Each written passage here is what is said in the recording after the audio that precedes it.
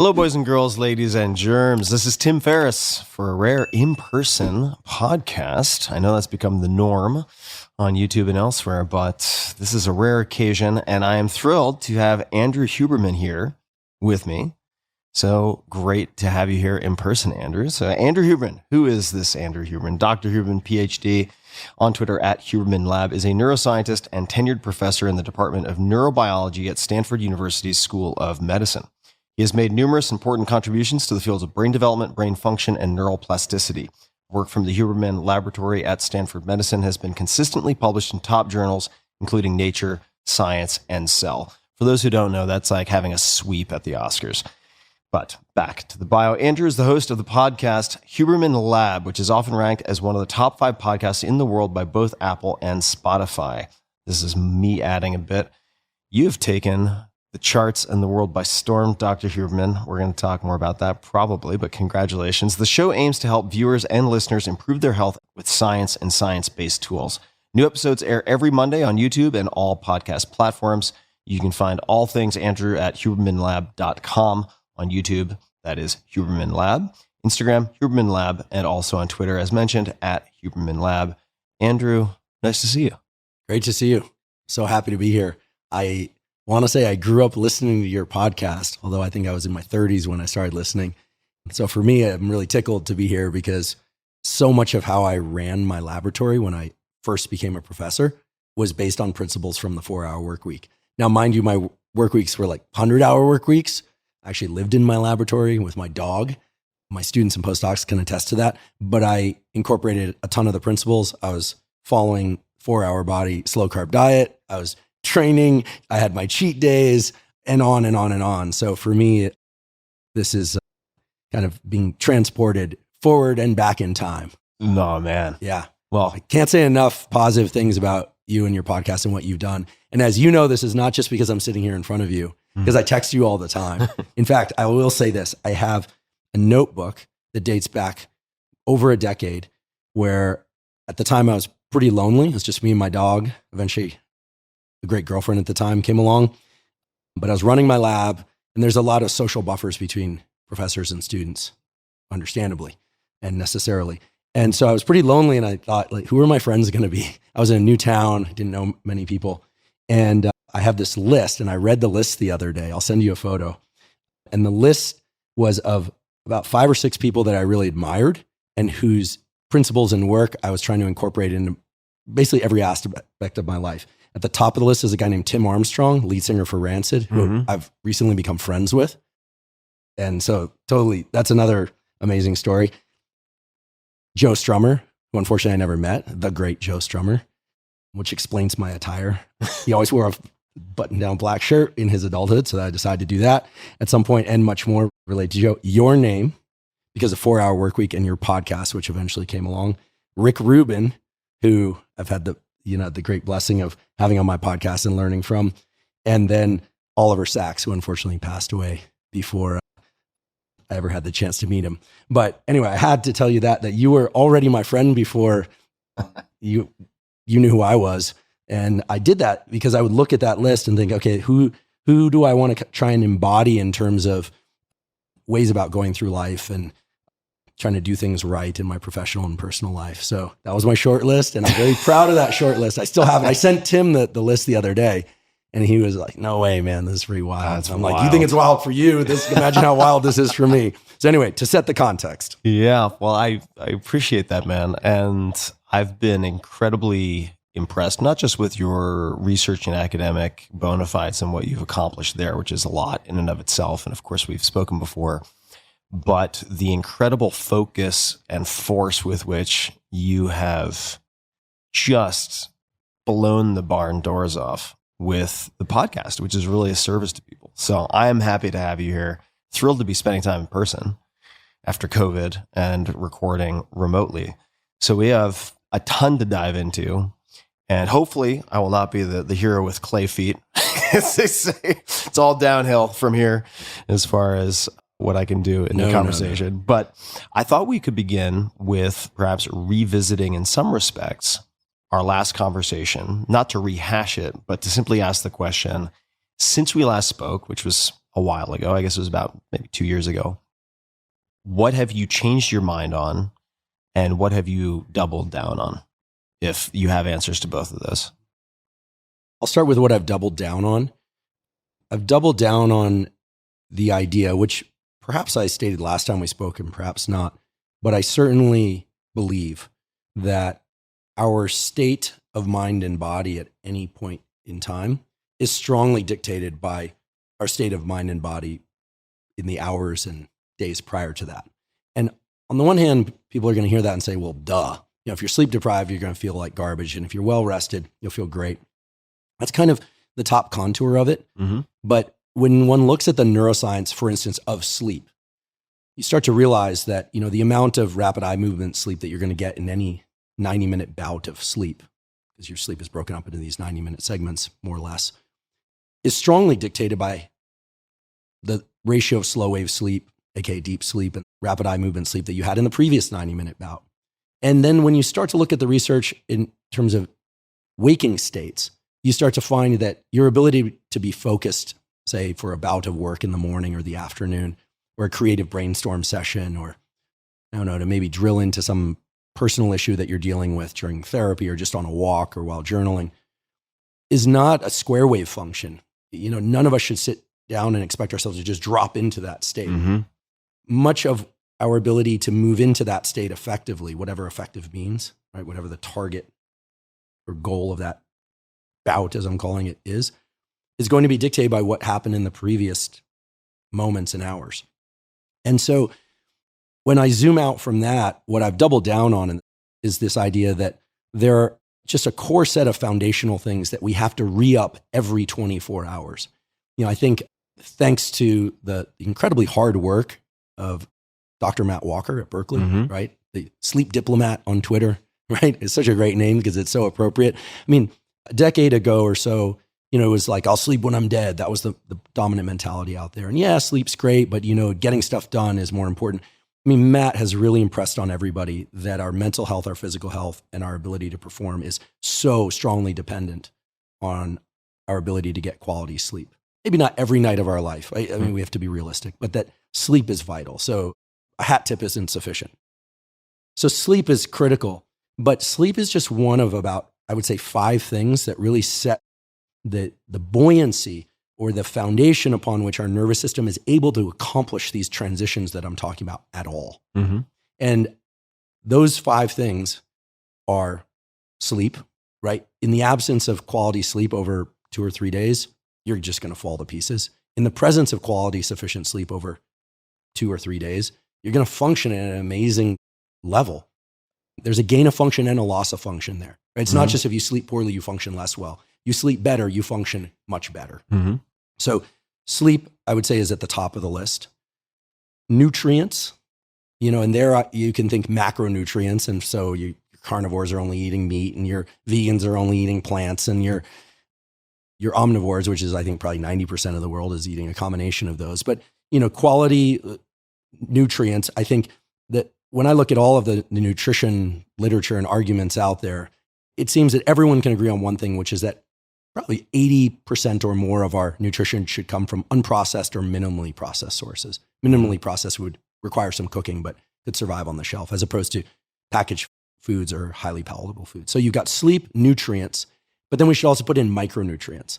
And this is where maybe we'll get into a discussion about supplementation. I think that there's supplementation, or supplements, is a bit of a misnomer because it implies vitamin supplements. And people say, well, can't you get all that from food? Mm-hmm. Or that whey protein, isn't that just food? Wouldn't you be better off with a chicken breast? Okay, well then when you talk about convenience and absorption, okay. But then there's this huge category of things ranging from the kind of esoterically named things like ashwagandha and shilajit and tongali and Fadogia agrestis, right? I mean, it sounds exactly all the herbal stuff, right? Yeah. You're not going to get that from food. Yeah, totally. So should we call them supplements at all? Yeah. So let's just say the second thing is nutrients, and that includes macronutrients, and that includes micronutrients as well. Mm-hmm. So those 2 things. Then the third would be movement, right?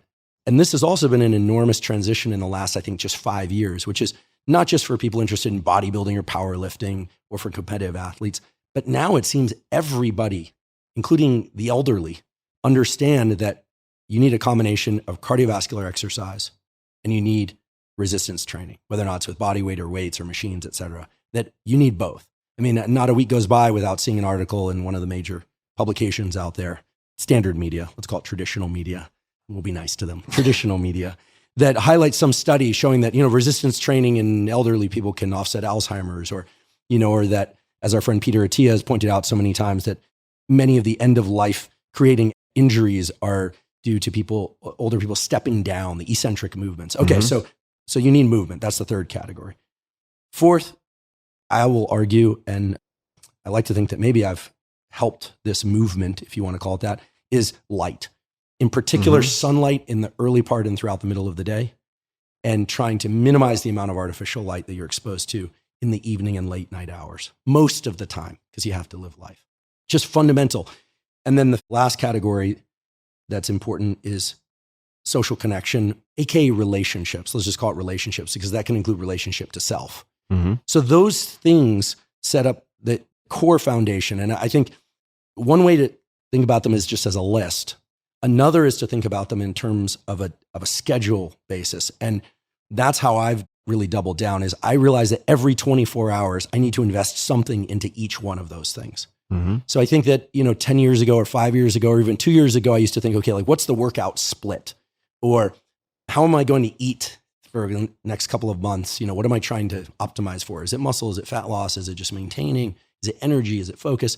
That's all fine and good. But sleep, nutrients, exercise, light, relationships, those really establish the foundation of what I consider to be all of the elements that create our ability to move as seamlessly as possible between the states that we happen to be in and the states we desire to be in. And when I zoom out and I think about what are the major struggles that and it seems most everyone deals with, it's like how to get more focused. Okay, so we can talk about, what do you take? What's the supplement? But you have to say, well, how are you sleeping?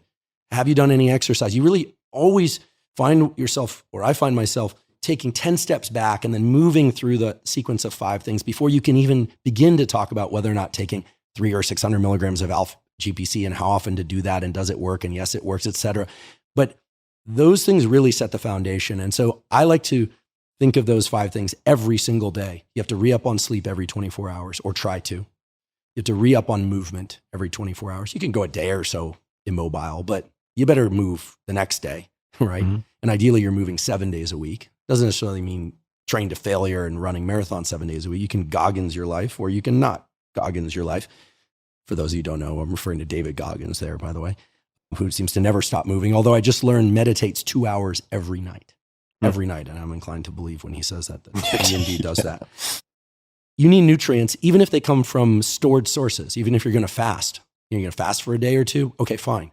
I've done that. I know you've done that. I would put hydration under nutrients too. So you can derive nutrients from stored fat, protein, et cetera, glycogen. Light, you're going to need that every 24 hours. You're going to need sunlight, even if through cloud cover. And you're going to want to avoid bright artificial lights at night. Not every night, but most nights of your life. And then that relationships one is the one that maybe we can go into in a little bit more depth at some point, but it requires focus. It requires attention every 24 hours. Now, that doesn't necessarily mean you have to see friends, talk to friends, text friends every 24 hours. Some people are far more introverted than others. But then you're working on your relationship to yourself in that solo time. And hopefully when you're spending time with others as well, that has some internal repercussions. So if I've doubled down on anything, it's the understanding that there is no so-called optimization. There is no real interest, at least from me, in trying to layer in other things unless I'm paying attention to each and every one of those things every 24 hours.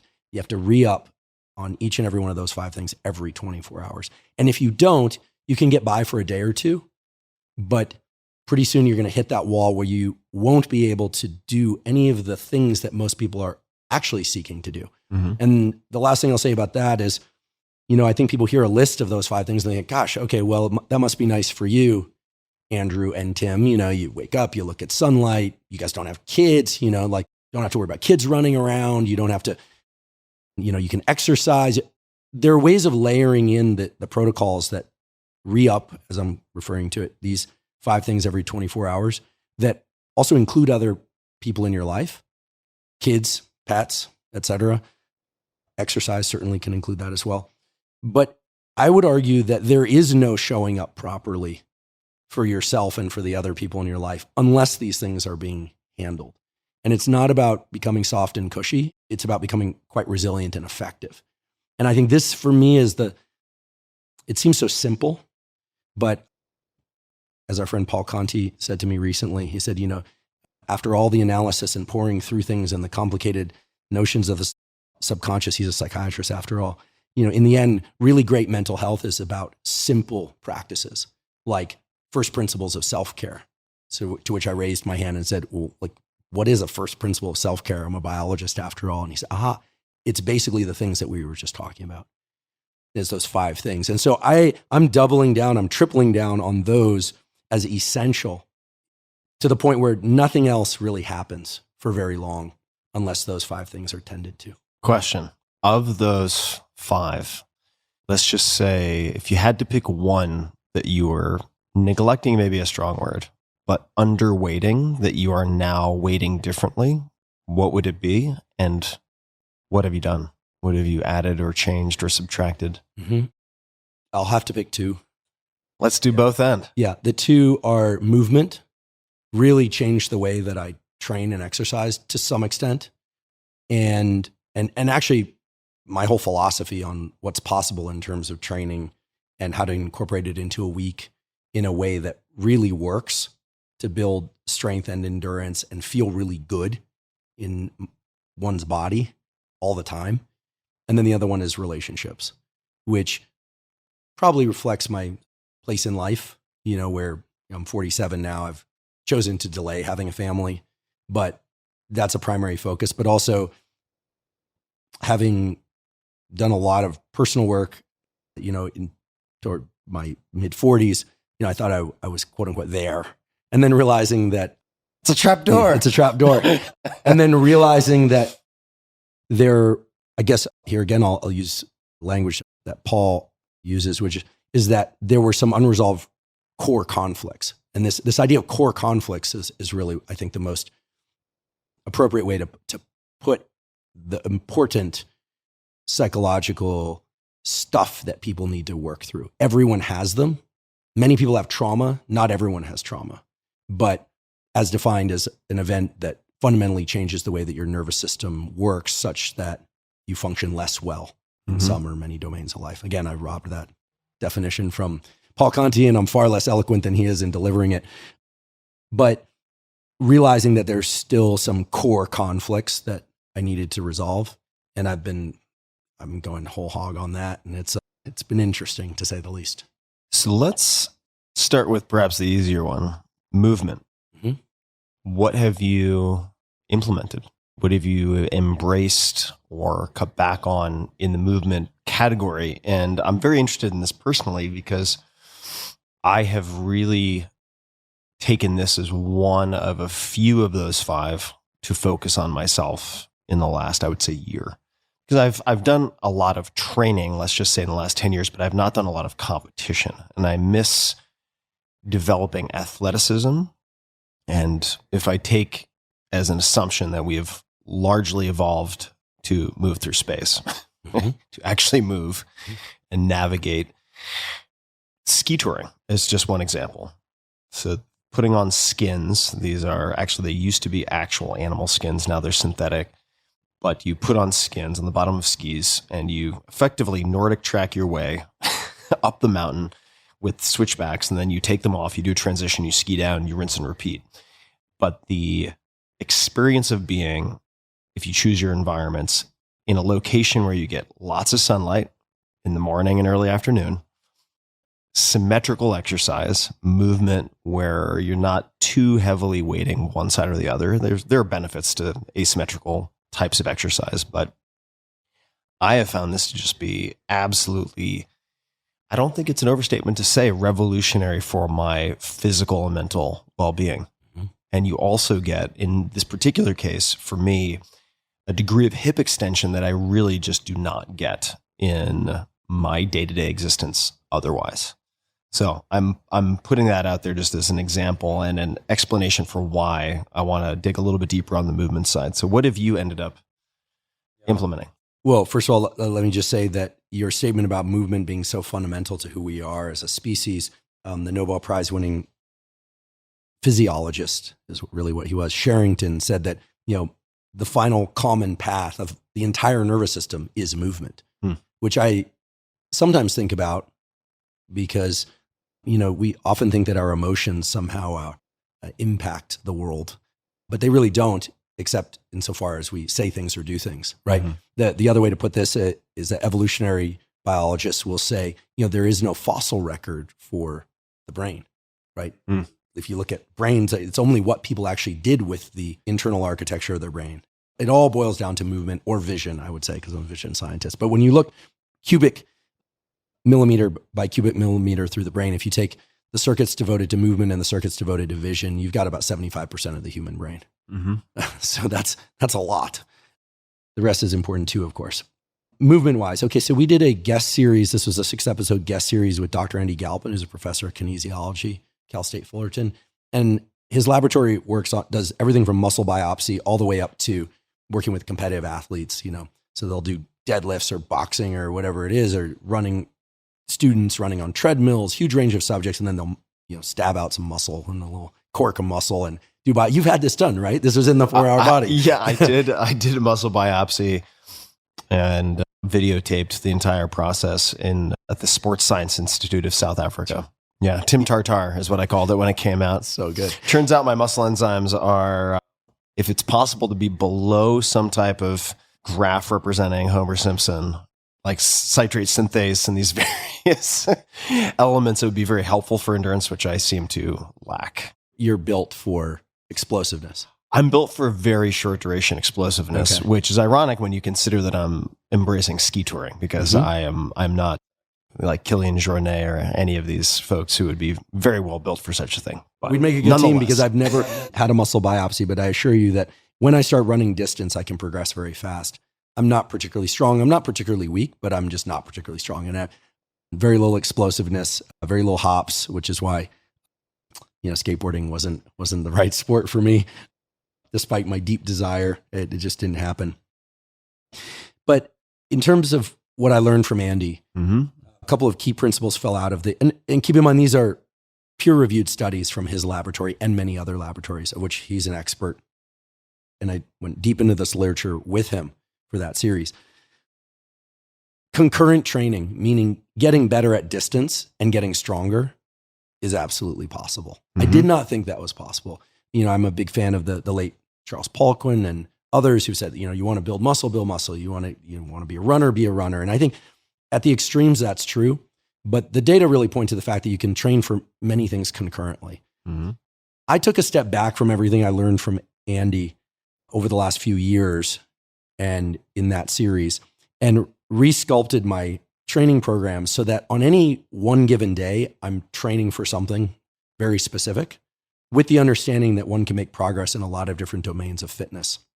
In fact, the way that Andy puts it, I think, is better than fitness. He says, techniques and methods are many, but there are only a few set of core adaptations that your body can make. So you're really just trying to create adaptations. Whether or not you do it with a kettlebell or a bar or a dumbbell or a hammer strength machine doesn't really matter. You're trying to create certain adaptations by using certain loads, moving things at different speeds. But that is also true of endurance and running. So what I figured out was that there's an optimal training schedule for me that allows me to target one specific thing each day. What are some of those specific things?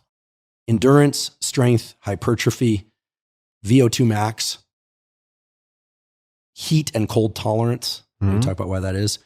And also, I should mention, each one of those days, and I can spell this out very, very simply for you, each one of those days is also designed to indirectly support one of the other adaptations I'm trying to accomplish. So let me explain in short form, and if you want more detail, I can give you more detail. My training week starts on Sunday, because Sunday sits leftmost on the calendar. Sunday, I make it a focused effort to move as much as possible, ideally outdoors. I'm thinking endurance. I essentially want to be like a mule. I'm just thinking, be like a mule. I actually have this shirt. That's going to be in the headline of this episode. Yeah, exactly. I actually have this shirt that I sometimes like to wear on those days It's not a black button-down shirt, but it has a picture of a sloth and it's crossing its 3 sloth fingers like Wolverine. And that's like what I'm trying to embody. I'm trying to embody the sloth. So what I'll do on that day is, because sometimes it's a social day with other people in my life, if I'm on my own, I'll throw on a 8 or 10 pound weight vest. They have these thinner ones now that aren't these mirror vests that where, you don't look like you're in law enforcement or you're trying to pretend you're in the SEAL teams, which I'm not, never was. But they have these thinner ones that sit a bit more flush. I forget the brand name now, but I don't have any relationship to them. I'll get it for you, but I really like this one. And I'll head out for probably a 75-minute to a 90-minute slow jog with some hills. And I'll try and nasal breathe the whole time. I'll often listen to a podcast or a book. Sometimes I'll just let my mind drift. That's if I'm on my own. If I'm with other people, what I will do is I'll fill up a backpack with a bunch of heavy stuff, usually some water in there too, and drink it as I go. And I'll do 3 or 4 or 5 hours of just hiking and just trying to be outside as much as possible. The specific goal of that day is endurance. Just keep going. And what I notice is, because of the other things I do in the previous days, the 10 or 20 minutes, that come at the start, really suck. Like I either want to go faster or like these little aches and things.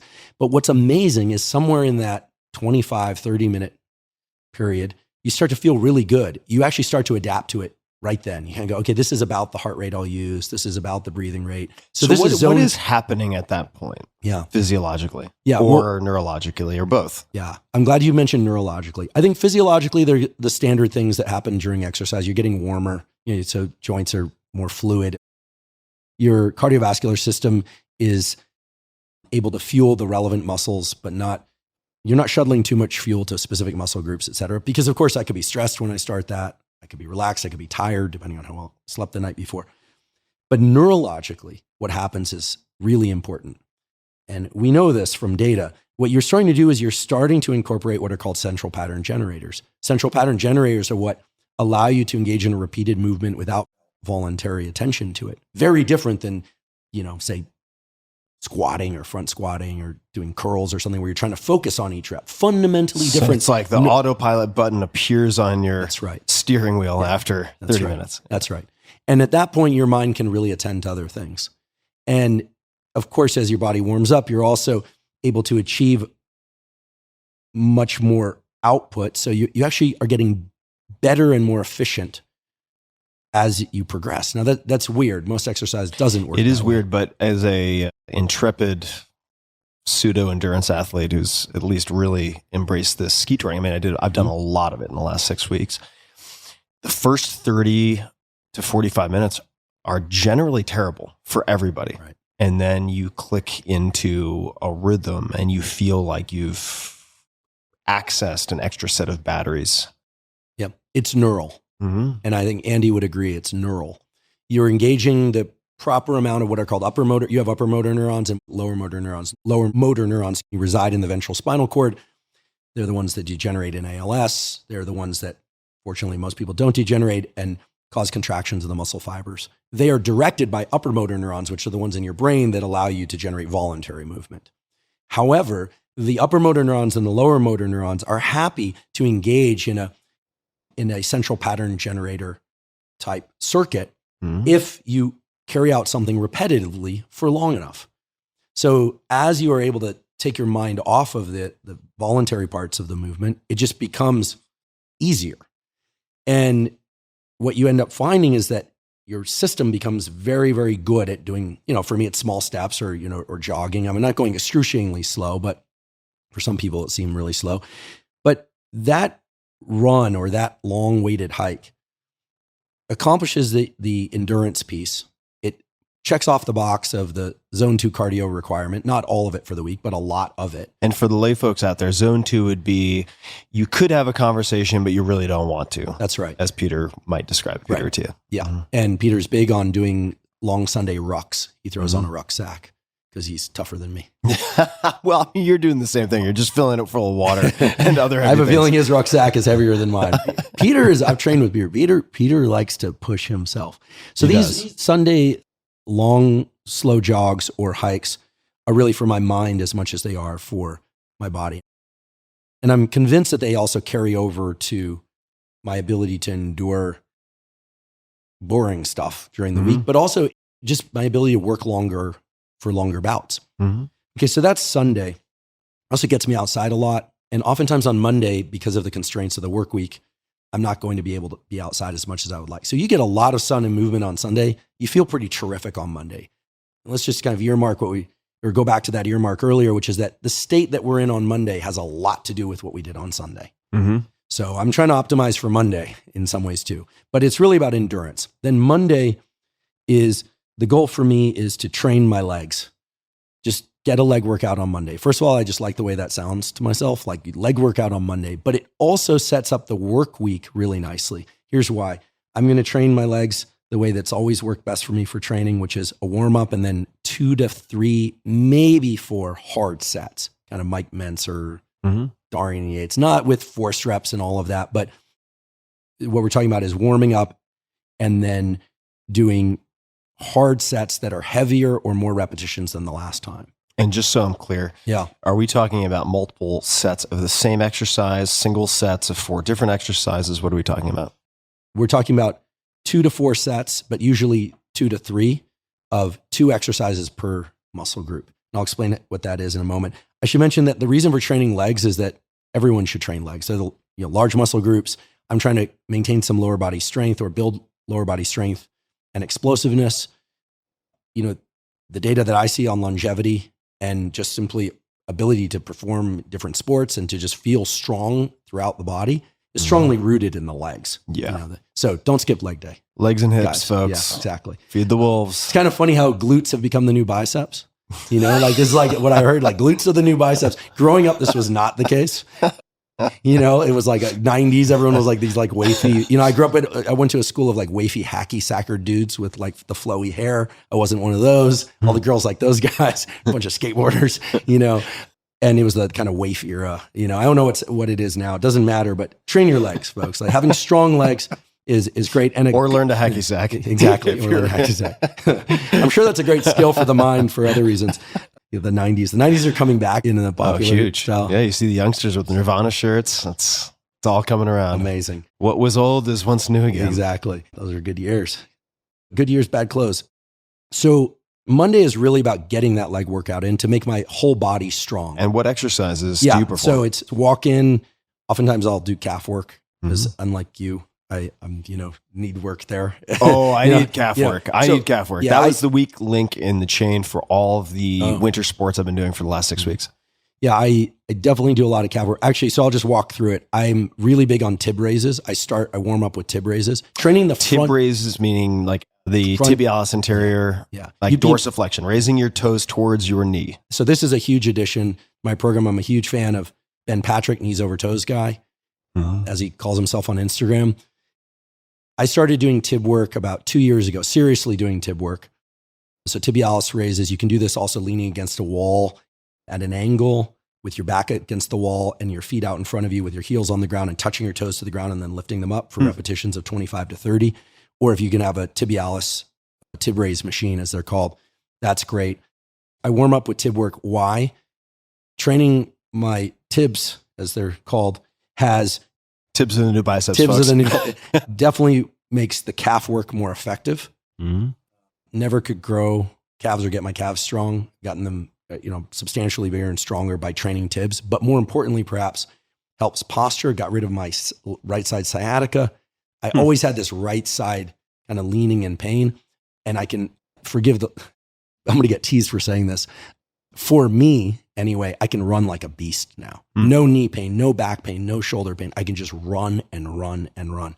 And so training your tibs turns out to be key. And it turns out it has everything to do with bring your toe, we'll avoid jargon here, bring your toe closer to the kneecap as you generate your stride, not having the floppy feet. So if you lay down at night and your toes are just kind of flopping towards the end of the bed, your tibs are weak. A lot of people with knee issues have weak tibs. Well, hold on. So if you're in the bed, you got your sheets and blankets on top and your feet are flopping forward. Are you sleeping like a G.I. Joe figure with your toes pulled up to your knees? No, what's happening? No. I just mean that if your toes are in a state of kind of like flaccid relaxation, if your feet are flaccid, flaccid toes, not folks. good. Red light. A lot of people who run are smacking their feet against the ground. Totally. Ben cued people to this. Tib work, okay, tib work is great for the calves. It's great for the knee. It's great for the hip. That's all very clear. And I think just a lot of people have overtrained their calves and not balanced it out with tib work. It would be like doing a lot of bicep work and not a lot of tricep work, or a lot of quad work, not a lot of hamstring work. So you have to work both sides of the limb. And I think our friend Kelly Starrett would agree. I'm sure he would, yeah. Tib work has changed everything for me. Posturally, I have no pain any longer. I just want to lodge a formal complaint against Kelly Starrett. People should look him up because he is a large man. Very. His quadzilla, he's 230 maybe, former high-level competitive kayaker. I think he celebrated his 40th birthday by doing a standing back flip, running an ultra and something else. And he's a really good skier. I just want to say it really upsets me that he has no discernible physical weaknesses. It's very irritating. And a nice guy. Yeah, and a nice guy. Yeah, he's very, very strong. 600-pound deadlift. He's a strong unit. He's a beast. So tib work. Tib work. So I start with tib raises. So it's going to be a couple warm-ups, maybe a 12-rep warm-up, an 8-rep warm-up. And then I'll do, 3 sets per tib of anywhere from 6 to 10 reps. Okay. Mm-hmm.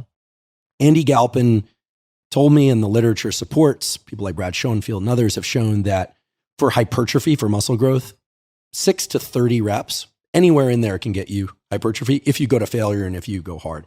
I personally like to keep my resistance workouts an hour or less. I like to train in the more or less the 5 to 10 repetition range for strength and for hypertrophy. And I'm kind of going for a mix of both. So I train tibs, then I do sled or standing calf raises. Same thing, 2 to 4 sets, 5 to 8, maybe 10 repetitions. Are these sets to failure? These are sets to failure. Mm-hmm. And, long ago I had gift of learning from the great Mike Menser, and these are sets to failure. Like I can't budge another micro inch, but I'm not quaking and I'm not breaking form. Mm-hmm. I'm trying to keep everything nice and taut and rigid because I can't afford an injury at this point. Not because I'm a competitive athlete. Flaccid feet. No flaccid feet. Yeah. I'm telling you, the tib work is a game changer. And knees over toes guy, Ben Patrick, is the one who's been teaching people that yes, everyone can dunk. Most everyone can dunk. He does like dunks into back bends and all this stuff. And it largely hinges on tib work and quality posterior chain work, like things like Nordic curls. So I'm training calves. That takes about 10, 15 minutes total. Mm-hmm. I try and move relatively quickly through that. So 2 to 3 minutes rest, maybe 4 if I'm going for a heavy set. Then I'm weaker in the hamstrings than I am in my quads. So I do 2 warm-ups and then 2 to 4 working sets of lying leg curls. Mm-hmm. Very standard stuff. Lying leg curls meaning on a machine. Yeah, on a machine. Not like reverse. Yeah, like a Nautilus machine Got or something. Mm-hmm. Not seated, doesn't work for me. Just lying leg curls. Yep. And not the hoist machines that move with you to make it easier. No. And maybe the occasional force rep if somebody's there, to help me.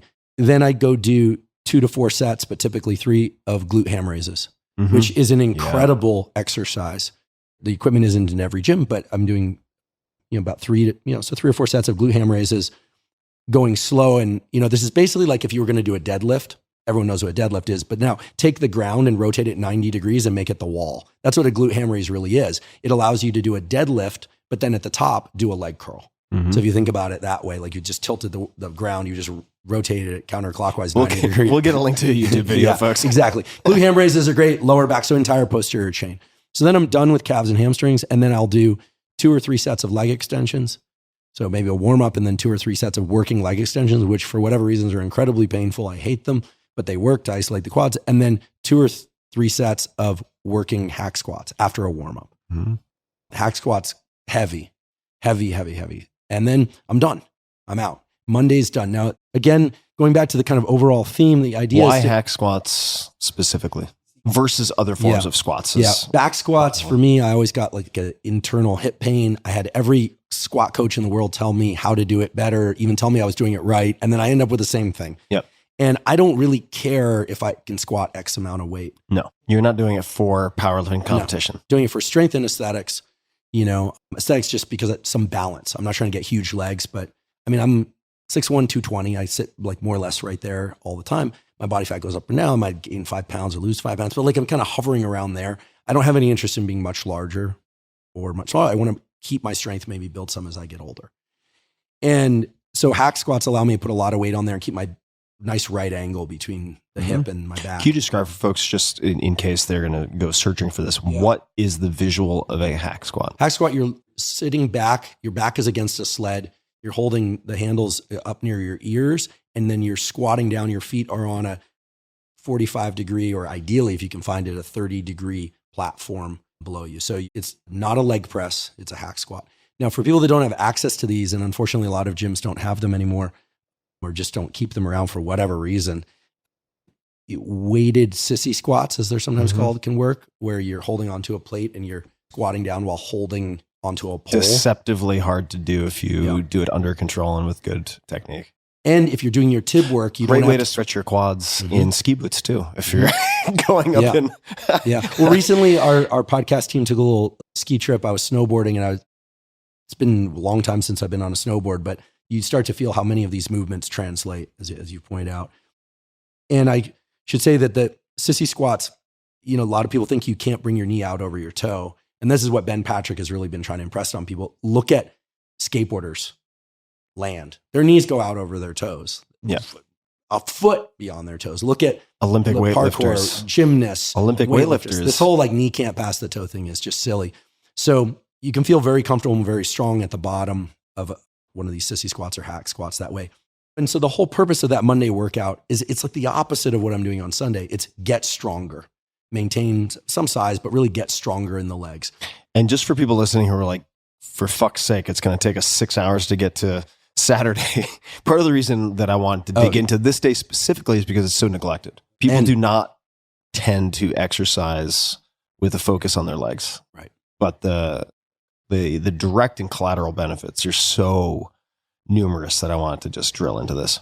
When you look at the literature on cognitive improvements from resistance training, it's not from bicep curls.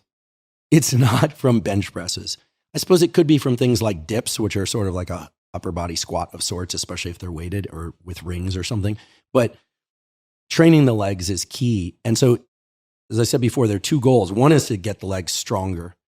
The other is that I'm trying to create a systemic anabolic effect on the body. Yeah, I was just about to say, if you want to lose body fat also, the systemic sort of endocrine / anabolic effect from doing this lower body exercise.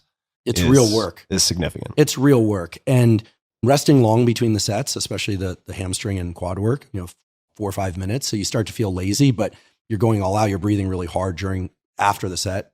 Sometimes you feel like you're going to pass out. I haven't puked from a leg workout yet, which people will tell me means I haven't really trained hard. But I just say that I just don't have a weak stomach like the rest of them.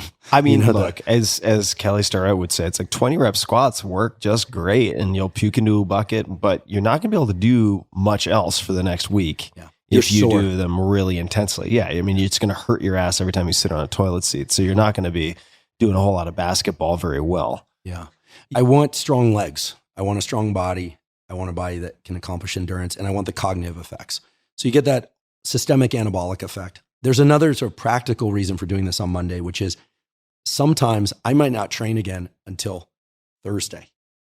And if you trained your legs properly, and you can know that you initiated a number of good processes in your brain and body. Made a down payment for the week. You made a down payment. Also, if you think about the neural circuits involved in generating the kinds of movements I just described for the Monday workout, they're fundamentally different than the kinds of movements required and neural circuits required for generating movements of the Sunday long workout. They're both legs. You're running on your legs or walking on your legs, of course, but very, very different muscle fiber types, different motor neurons involved. Different range of motion too. Different range of motion and different mindset required.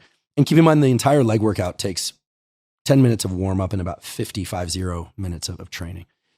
Tuesday is very different. Oh, and by the way, Monday is a very heavy work day for me. Typically, we launch podcasts. I do all my own social media, so I post the assets. I really like doing that, respond to comments, dealing with grants, dealing with papers, so Monday is heavy work day. So getting the leg workout done early on Monday is really key for me. These days, I don't ever really do resistance training past 11 a.m. and ideally earlier in the day. And we won't go into whether or not it's fasted or fed or all that, because I cover that. I have a toolkit where I list out some of that and how different processes layer together, and I can link to that. I would also say, not to interject, but I will, if people are like, but wait, I can't start until I know if it's fasted or non-fasted, or if I should be swinging a dead cat over my head on Tuesday or Wednesday night. It's like, just get started. Yeah. You got plenty to get started. Yeah, I do it fasted, but I drink caffeine first and water. And listen, I usually eat a bit more on the weekend. This is great. Sunday night, you're putting in your fuel sources for your Monday workout. There are all sorts of ways this layers Cookies. together. I'm not a cookie guy. Seriously. For me, it's like pizza I do love pizza. No cheat days anymore for me, however. I haven't done one in a while. I'm actually thinking of going back on 4 Hour Body. Just try it and do it. Got to still work. I said cookies. I'll make a very embarrassing admission, which is I am going to be going back onto strict slow carb. Okay. And so I had these incredible cookies last night. We're not going to spend a lot of time on this because we do need to get to Tuesday. But it was sort of my last hurrah before locking down the fort. So yes, I'm getting back. Great. I'm getting back on. Let me know. I'll start with you.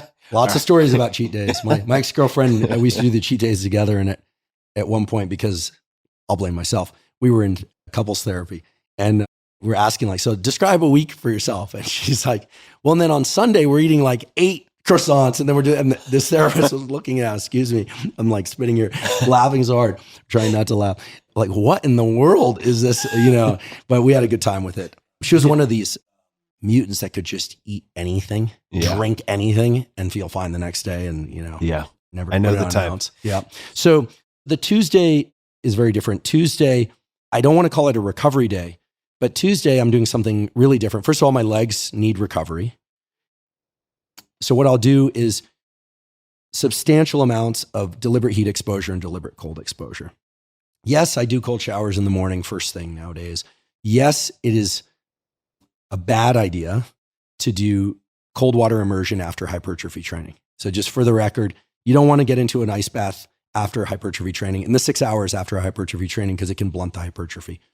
It blocks the inflammation, which is exactly what you want to trigger the adaptation of hypertrophy. But Tuesday is really about getting the maximum effect of heat exposure and cold exposure. And when I've done multiple episodes on each one of those, I learned about deliberate cold exposure from you. So thank you, Tim.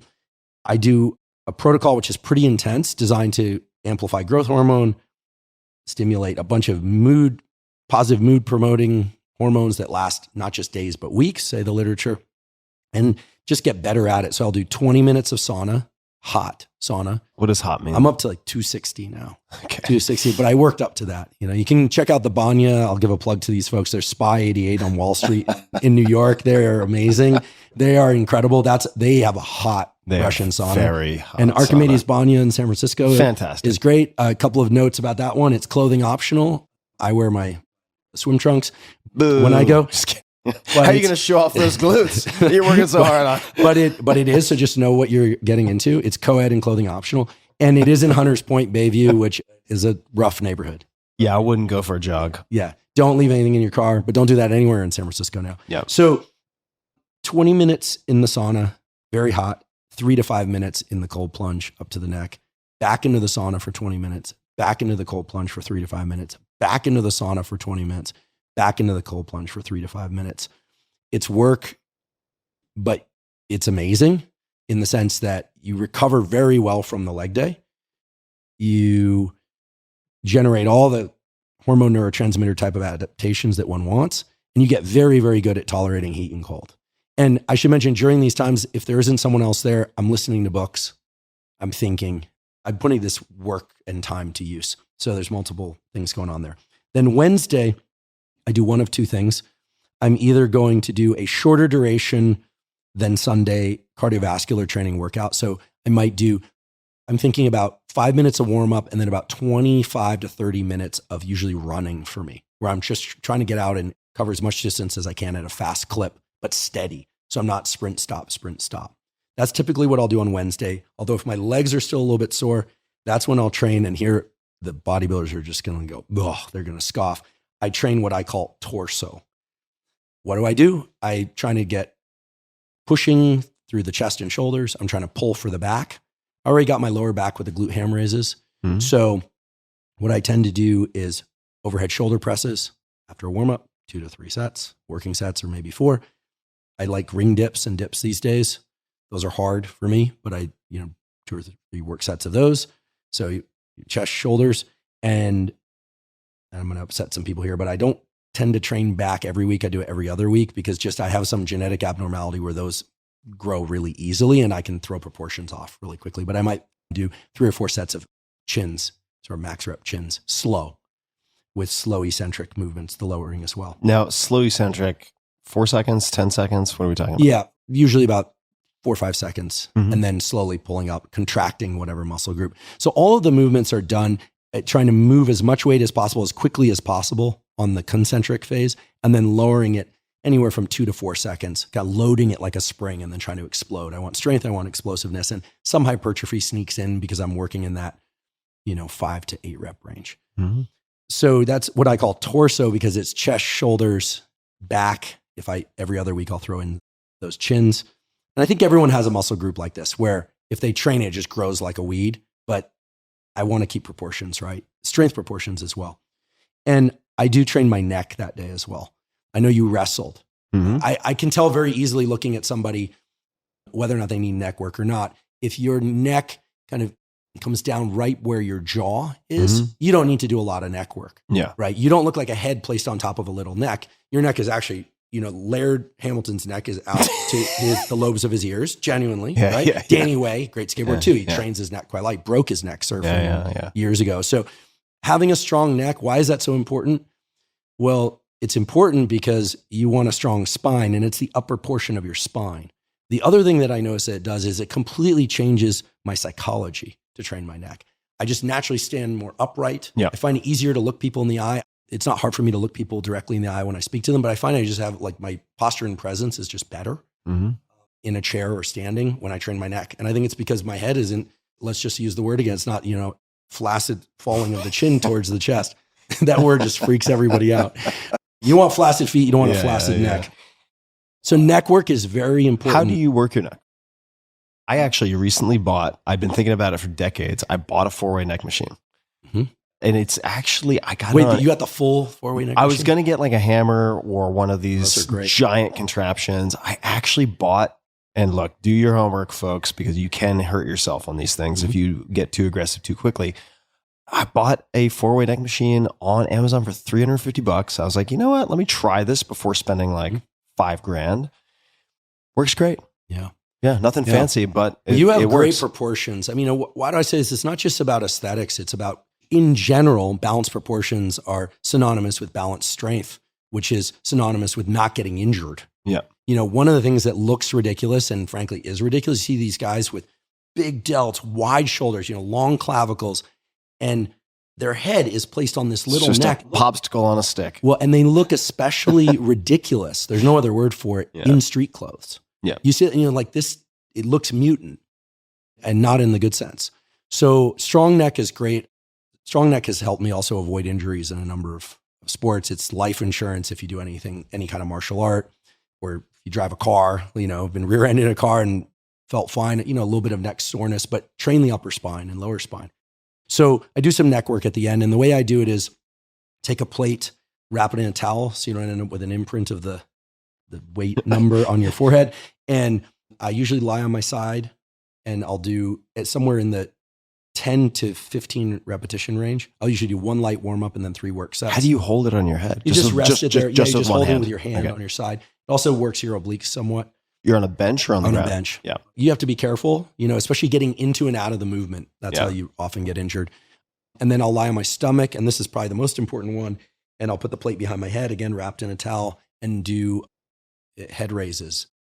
So this is the opposite of the text neck. You're trying to get your head sitting on top of your shoulders as it's supposed to, because everyone now is kind of bent over in this kind of C shape. And no one's nerdy enough, except my good friend, Brian McKenzie, who cares enough about his posture. Shout out to Brian. He does amazing work and breath work and human performance. When he texts, he uses his phone up near his eyes. I've seen that. So good. He's like, da, da, da. No one else does that, Brian. So the neck work comes at the end, but is absolutely critical. And whenever I don't do it for a week or two out of laziness or just some other reason, I start getting postural things. You start noticing it elsewhere in your body. I find, and this could just be, I don't think it's placebo because it's not something that I expect, or maybe it is now, but not initially. Fewer headaches, just better circulation. Yeah. And better mobility also, especially if you're spending a lot of time in front of a computer. Mm-hmm. My rotation, even though I'm not actively training with resistance, the rotational aspect, left, right, turning your head, the mobility of the neck sort of in all dimensions and the movement of the head seems to improve as well for me. And for folks, just one option I want to throw out there. If you train with someone or can train with someone, manual resistance. With a towel, someone said, yeah. With a towel or just like pressure on the head and doing it really slowly, like super slow style, kind of like 10 seconds is very effective also. Yeah. I can't overstate the importance of neck training. Now, for women who often don't want the aesthetic of a larger neck, just use I would say lighter weights or hand-based resistance. You still want that strength and balance. Some women might want a big neck, but in general, the two things that can, and you put some of this in the 4 hour Throw a body. wig on Laird Hamilton. That's my type. just putting it out there, ladies.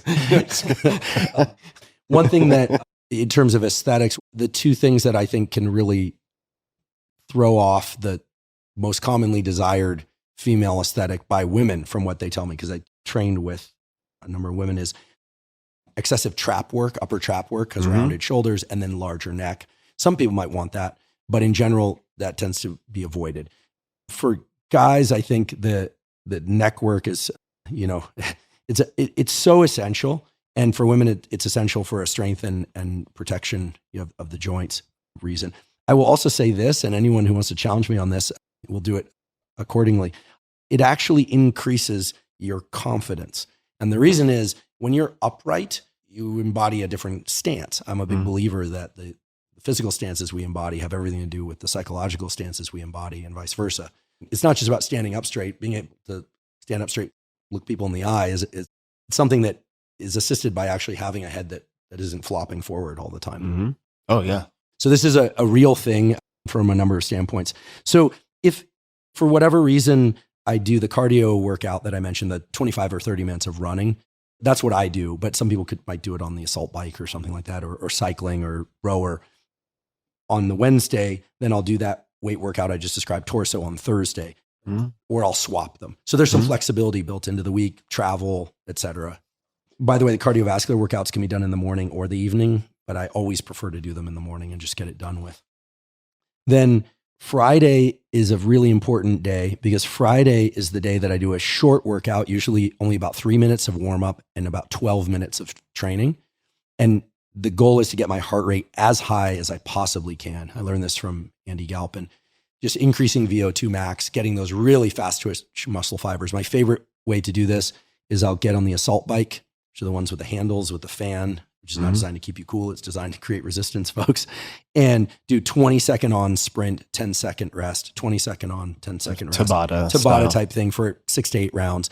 And then what I like to do is take a band and tie it to something like a chin-up bar or something, and I'll squat down and jump.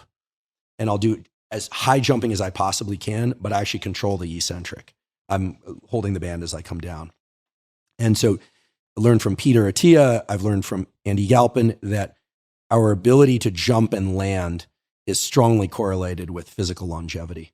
Or you could do broad jump. So you could do a bunch of broad jumps, you could do some HIIT workout, and then I'm just showered and out the door to go do my work or to work. So it's a really short workout. And then Saturday is the fun one, because I'm still enjoy this. I'll go into the gym in the morning, usually it's mid-morning, and I'll do small muscle groups, biceps, triceps, rear delts. I'll do another tib and calf workout, a little bit lighter than the one on leg day, because leg day is coming in 2 days. And the next day I'm doing that long hike. So that day is really to round out the smaller muscle groups that need work. And I have short torso, long arms. And so torso muscles grow very easily for me, get stronger easily. Long arms, they require a little bit more work. So I like to do a dedicated day for that. Same way, warm up plus 2 to 4 work sets of 2 to 3 exercises. I always include dips at some point during the week. Bench dips, tricep extensions with cables, basic stuff, preacher curls, that kind of incline curls. So very basic stuff. But I just want to backtrack one step, because I failed to say that Friday, the idea is to get that VO2 max up.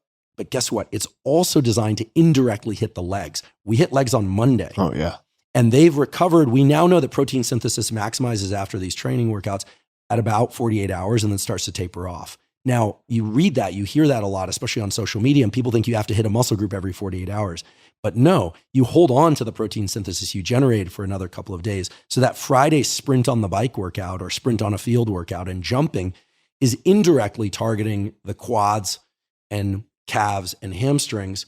And so you're keeping them online for hypertrophy. So when you hear all this, you might think, gosh, that's a lot of working out. But what we're really talking about is a long hike with friends or family on Sunday or by oneself, 90 minutes to 3 hours. You're talking about an hour workout on Monday morning. You're talking about sitting in the sauna and cold on Tuesday. You're talking about running for 20 or 30 minutes on Wednesday. You're talking about doing some dips and overhead presses, maybe some chins, and a little bit of neck work on Thursday. You're talking about doing a 12-minute workout on Friday. And you're talking about going to the gym for an hour and 15 minutes, more casual kind of, I don't want to call it what it is, but you could call it a vanity workout. I called it that to Joe Rogan, and he was like, that's ridiculous. Bicep is key muscle group. And I was like, give me an example. And he's like, well, when you're grappling and you're about to choke somebody out, and I was like, okay, well, that's you. But he's absolutely right. Yeah. If you ever fixed actually, I chipped my tooth really hard once I was trying to fix something with a wrench, and you're pulling with your bicep and your arm toward you, and it broke loose and, chipped my tooth. But keep your head out of the way. Good thing you train your neck. Yeah, this is mostly a falsie, this one front tooth. Exactly. Good thing I could have knocked myself out. But there's a lot of things that, bicep is good for, forearm strength is good for. So Joe's absolutely right. But I think that when you look at all of that, it's not that much time in the gym. You can do all of that at home. There are ways to do the leg workout even at home or in natural terrain for the hikes and things. And so that's the schedule. And again, if you think about that schedule, each day you're accomplishing like endurance, leg strength, cold and heat adaptation, and all the neural stuff that goes with that. Torso, to keep the torso strong. But here again, and we can say the torso work is indirectly hitting biceps and triceps. Then running for 20 years, being able to run a couple miles is a good skill. And what you find is that if you trained your legs properly and you give them enough rest, and the cold and heat really help too, you are so strong on that 20 or 30 minute run. Your tibs are strong, you no floppy feet, no back pain. You're running with vigor, and you go, wow, like this is great. And so what I've noticed in the last 24 months or so is that I continue to get stronger and better in each of these areas. And supposedly that's not supposed to happen. I'm 47. Atia the other day said, you and I were both far more physically robust when we were in our teens. I was like, speak for yourself. I was getting injured all the time. My body hurt. I was unhappy. I was skateboarding then, so I was slamming a lot. But I find that this routine has really helped me because I think it takes into account the slower recovery that is just me. My nervous system doesn't recover that quickly. And it also embraces the fact that our nervous system and musculoskeletal system can train for different adaptations simultaneously across the week. Now, the one cap on everything that's vital, and again, here a hat tip to Charles Poliquin, is if you start training for longer than 60 minutes with resistance training, cortisol levels go up, you start feeling lousy, you're not sleeping well, or you find you can't sleep enough and you don't recover. So keeping the workouts relatively short has really helped. And then the final thing is that I'm a scientist / I guess now podcaster, and I'm not interested in being a competitive athlete. So I don't want to spend all my time training. I really want to be able to get the most out of my training routine to feel much better than I would otherwise when I'm doing cognitive work. And I'm a big believer that this workout schedule captures most, if not all, of the neural circuits that one would want to activate. Perhaps the one thing missing from it is there isn't anything in there that's really about dynamic movement in multiple planes. I'm not doing jujitsu. I sometimes play badminton, or something. Badminton's fun. I'll do an hour of play type stuff, non-competitive, low stakes stuff. Big fan of the book Play It Away. I think I learned about that book from your podcast. Yeah. Charlie Hahn. Yeah. Having an hour a week where you're not trying to get fitter, you're not trying to burn calories or accomplish any adaptation. You're just trying to play and enjoy your ability to engage in low stakes, maybe competitive, but generally low stakes type movement where you're very focused, which is how I define play. That's also great, but that's not really exercise. Yeah. There's a difference between sometimes recreation and exercise. If we're talking about provoking adaptations. So I just want to underscore a few things. One is you talked about nervous system or central nervous system, CNS recovery, which is, I just want to make note of that because I think a lot of folks think in terms of muscular recovery, but not nervous system recovery. And depending on what you're doing, I mean, certainly that's very important. Question on a few things that I just took notes on. So Ben Patrick, knees over toes. I might need to connect with him at some point. Oh yeah, he's terrific. I have questions about tib work, but before I get to that, maybe you can answer the question that I have. You mentioned Nordic curls in passing. What the hell are Nordic curls? Yeah, Nordics are a great semi-substitute for the glute ham raise. The glute ham raise allows you to fix your feet and then put your head down towards the floor and go up into a back raise and then into what's effectively a hamstring curl. It hits the whole posterior chain and the lower back. Nordic curls are when you either brace your heels underneath a heavy piece of equipment or you use a lifting belt and strap yourself to a bench, or someone strong enough or heavy enough holds your ankles down and you're lowering down and you're touching your hands to the floor and coming back up. Or you can do the Ben Patrick, Ben Bruno. Ben Bruno is another excellent Instagram trainer and professional trainer. He trains Justin Timberlake and a bunch of other famous people. Justin Timberlake's not kind of famous. He's famous. And he can do the cookie challenge, which is to put a cookie in your mouth and dip it in milk without putting your hands to the floor. That is incredibly hard. It's interesting. Ben is deceptively strong because he's not that large, but he's very, very strong. Ben Bruno training is his handle. Break dancers. You want to see some strong people who are deceptive. B-boys, B-girls. So Nordic curls are great. There are now machines or an apparatus that you can buy where you can fix your heels under something. Do Nordic curls, even a portable one for when you travel. Oh, no It goes under the door. Ben Patrick, aka knees over toes guy, he has a system called ATG training. I confess I didn't subscribe to ATG because I've got what I need now. But a bunch of those portable equipment type things are available through him. And I think he's really changed the way that I think about how the whole body moves and works. He insists that he can get me dunking a basketball, which who knows, maybe that should be the challenge before our next conversation. So Nordic curls, unbeknownst to me, because there's some other term for this particular exercise, but I have a piece of Sorinex equipment that actually sits in my garage and is for this exact exercise. Great. Yeah. If I had to pick just three exercises, I will never just pick three, but if I had to pick three exercises to do and I could only do those, it would be glute ham raise / Nordic curl, something for the posterior chain. It would be ring dips because then I could throw in some leg raises too, or something like that. I could make it multi-compound movement, and I would sprint. Like if that's the only thing I could do, that's what I would do. Yeah. Put me in a small prison cell, knock on wood. Let's hope that doesn't happen. That's what I ask for. Scientist / podcaster / inmate. Hopefully not.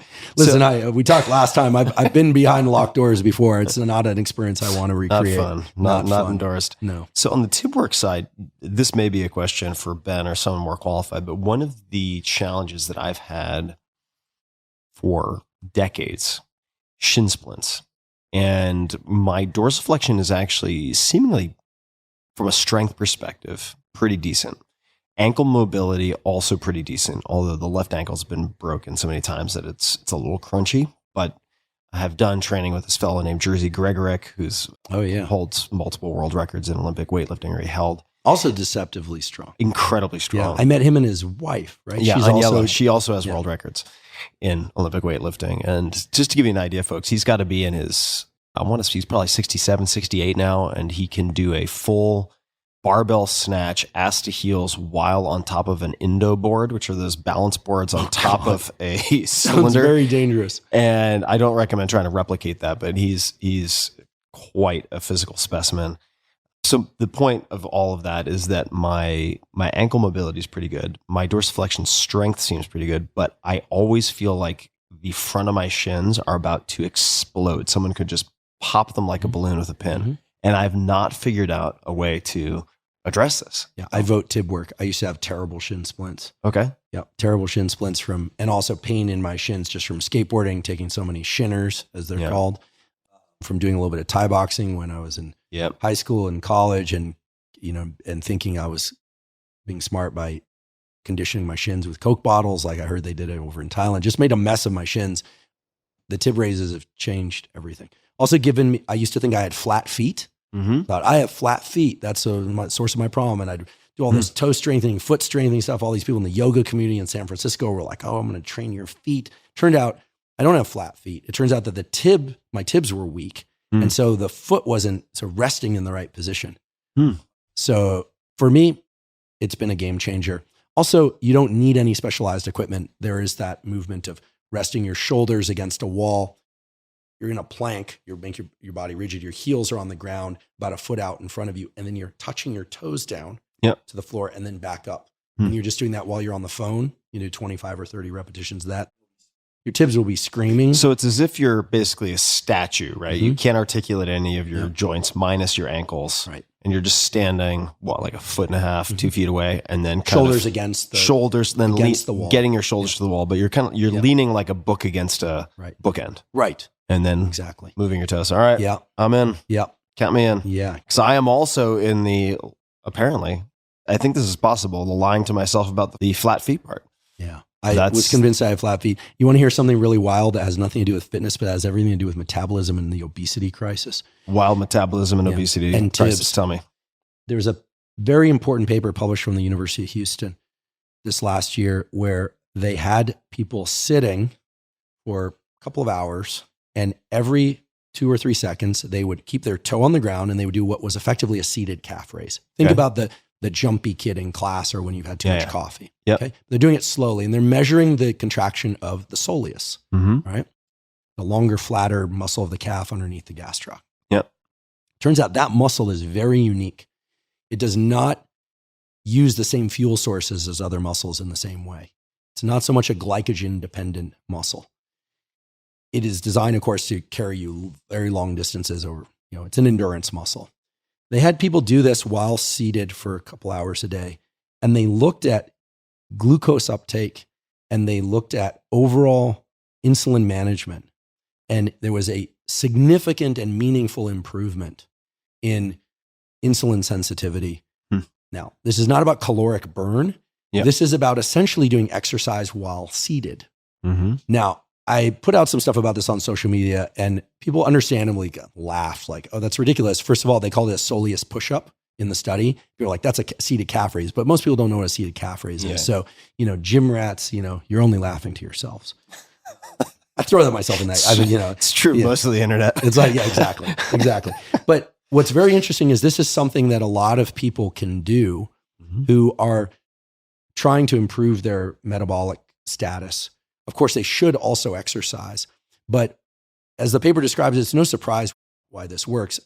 Were we quote unquote designed to walk around more or move more during the day? I don't know. I wasn't consulted the design phase, but we were definitely moving around a lot more than we probably are now. Yeah. But it's very interesting that this muscle, it's only 1% of the body's total musculature, can account for well over 15%, it depends on the person, but at least 15% of your total energy expenditure during the day. That's insane. So if you're on a plane, like this thing of bouncing your knee or doing this thing again is actually it's not a replacement for exercise, but in terms of its metabolic impact is meaningful. I find that really interesting.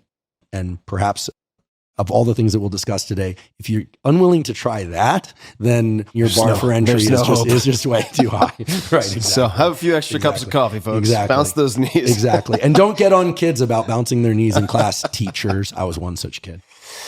All right. So we've covered a bunch of exercise and a number of things as fundamental pillars that you've doubled down on. Anything that you've changed your mind on? Okay. Well, one of them was the fact that I always believed flat feet, that I had flat feet. I also believed that we couldn't obtain multiple exercise adaptations at once. I'm convinced we can, because I track my numbers. I'm not super neurotic, but I keep a handwritten training journal, or at the end of the day, I generally can remember what I did in the gym and didn't do, or on a run, and I'm improving over time. So that's great. I thought I would kind of had hit my peak ability and it was all downhill from here, but feel much better. How do you track, if you track like the Tabata, for instance, are you looking at wattage, or are you looking at anything, or is it more subjective? I tend to add another round or two. I just do a little bit more work or go a little bit harder. I tend to like to do things pretty subjectively when it comes to exercise. Like my calendar, like for legs, it'll say tib, calf, ham, quad, and I'll put level anywhere from level 1 to level 10. Level 10 would be the workout with like force reps and drop sets, just all out. I rarely, if ever, do those. But typically I'm trying to make that workout at least a level 7.5 to 9. And generally the shorter workouts are the harder ones. Mm-hmm. Occasionally, just because of schedules or I'm not feeling great, I'll do that Wednesday run and it'll end up being a, 15-minute jog or something. And I'll just say level 5 lame or something like that. Like I didn't, or something like that. And then, and then push a little bit harder the next day. So I'm kind of my own coach. I'm sort of observing myself rather than getting really deep into the metrics, but I'm always trying to put a little bit more weight on the bar or go slower with the repetition or add a set or a rep or two, or all three. So let's hone in on sleep, my perennial favorite and the bane of my well-being, depending on the quality. But last we spoke, I remember you spoke about, I think it was magnesium threonate, apigenin, and there may have been one or two other theanine. Lucky charms in there. Yeah, right, theanine. Yeah. Are those still the holy trinity for your sleep, or do you have other things that you've added, things you've subtracted? What is your current cocktail, with the understanding that as much as people want to fix everything with silver bullets, light exposure in the morning, exercise, all of these are contributors to good quality sleep? I still use the same sleep stack. So it's magnesium threonate, spelled THREONAT, theanine and apigenin. And I've added, every once in a while, I'll take 900 milligrams of myo-inositol. Myo-inositol has a rich literature associated. Interesting name. Myo as in muscle? Why myo? Oh, that's a good question. Yeah, it must be. Yeah, it must be. So it's amino acid, but it can be a neurotransmitter mimetic. Extensive literature on inositol for improving insulin sensitivity. There's also something called D-chiroinositol, which is important for female fertility. We can talk about that. But what I've added in the 900 milligrams myo-inositol for is, I do sometimes, like many people, wake up at 3 a.m. to use the restroom. Mm-hmm. And although there's a simple solution to that I just recently learned that really works, and I'll share it in a moment. Catheter. No. It helps me fall back asleep after that. And I am tracking my sleep because I sleep on an 8 sleep, and that has good sleep tracking ability.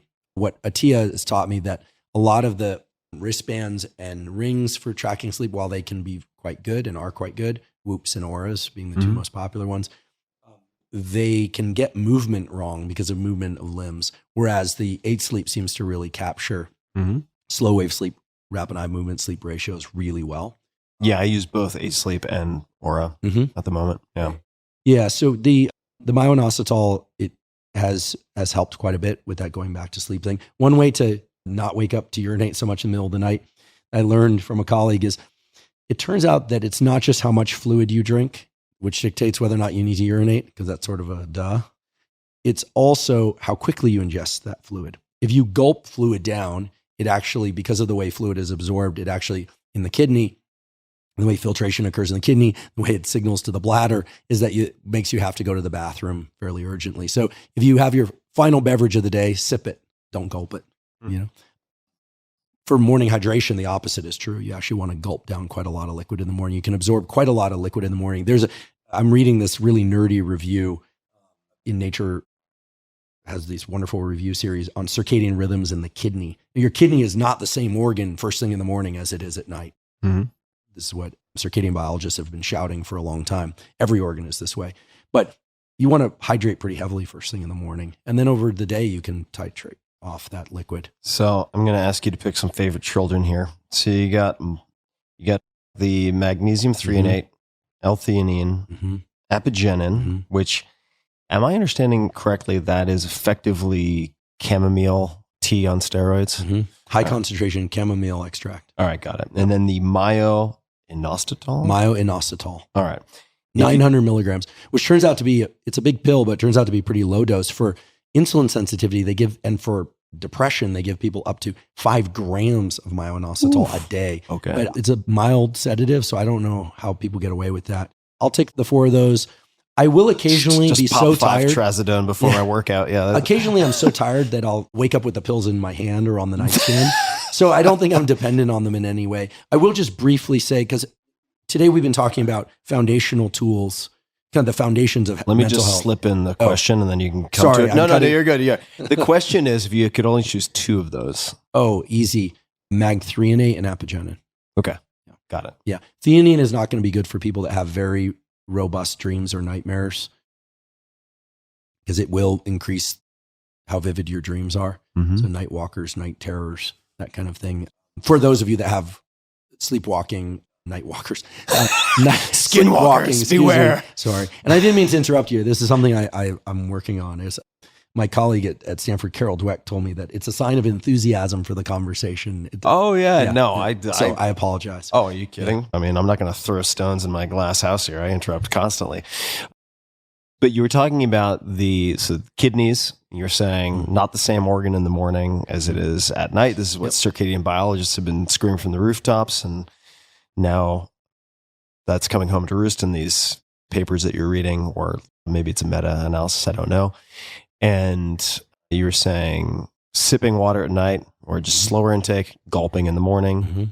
And I threw your train of thought off the rails. All good. I mean, basically, you want to look at the first half of your day very differently than the second half of your day. Morning part of your day, you want sunlight or bright artificial light.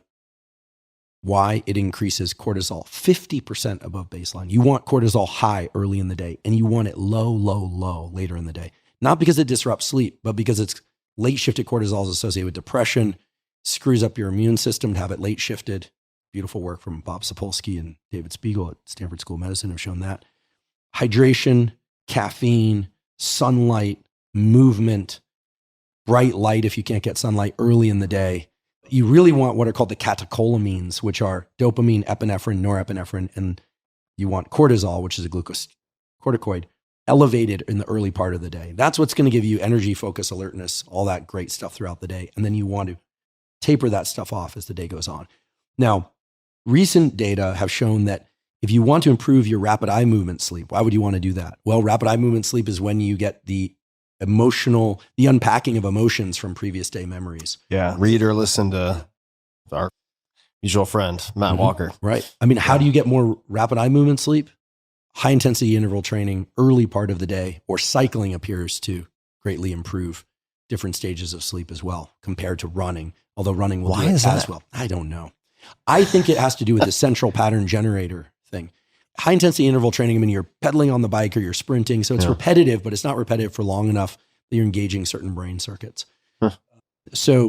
And it's going to deplete different neurotransmitter systems. It's going to engage the endorphin system rather than the dopamine system. I wonder if it's also a study bias in the sense that it's so much easier to get your slaves, AKA like undergrads or grad students or whoever recruited in a university setting to sit on a bike. Yeah. So if you have 100 studies with bikes and you have 5 studies with running, that maybe it's sort of a selection bias in some respect because there's just such a higher volume of studies.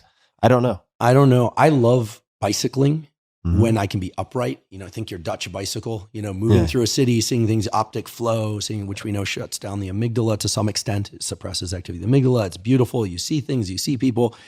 How anyone in the world could want to be hunched over in a partial C position and pedaling as one is on a road bike. I have 0-1 interest in doing that. It sounds horrible. And then I heard it gives you all these like prostate issues and it can give men erectile dysfunction. I'm like, you know, because from the pain, they now put grooves in the seats because, you know, I just think like, why would anyone be a cyclist? This is terrible. Turns out having a pool cue shoved into like your perineum for hours at a time isn't good for you. No, hunched over like a C. And I realize that, you know, I have many friends who are triathletes and cyclists. So I realize there's really an allure there. Moving fast through space feels really good, but also the danger of cars and like, so riding a bicycle recreationally to me makes sense, as does, you know, walking or running or skateboarding or whatever. But to me, cycling hunched over like that just seems like a dreadful form of exercise.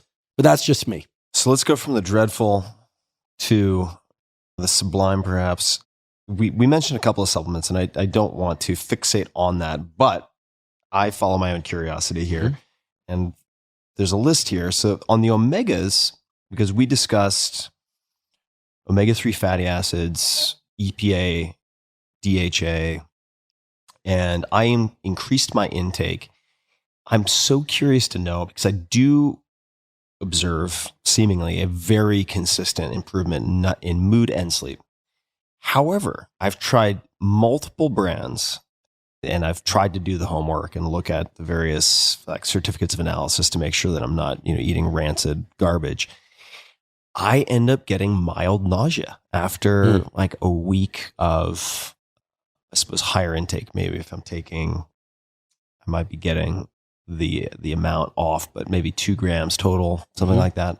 In liquid or capsule form? In capsule form. With food or without food?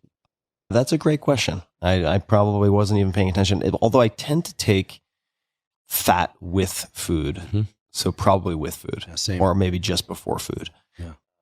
I'd be curious to know, anyone on the internet, if you're listening to this, if you've experienced anything similar, because I see the benefits, and then let's just call it 5 to 7 days in, I just get this like low grade nausea, almost like a motion sickness. And then I stop for a washout period, and then I'm fine. And I'm like, God, this is it's the fish oil. A bummer.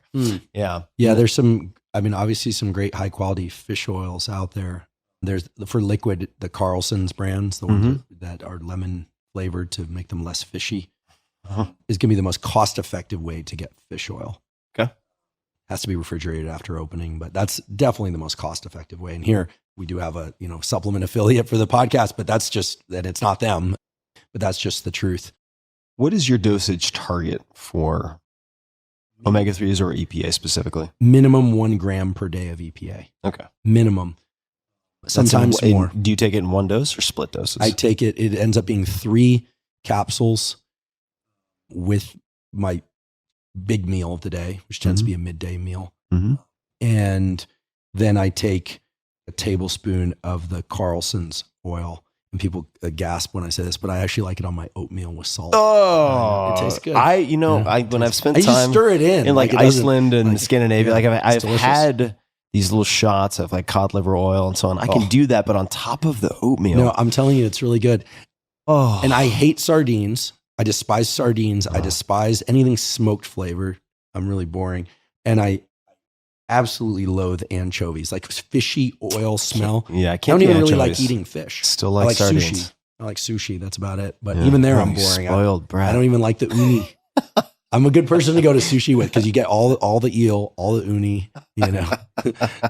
I just want the yellowtail and the maguro. Yeah, the least offensive fish available. At least I'm not ordering chicken teriyaki. All right. And just so people are hearing it from you and not from me, not to say it's even the same thing. What are the primary benefits that you observe or that are supported by literature, either or, with the intake of, say, 1 gram minimum of EPA per day? Mood antidepressant effects.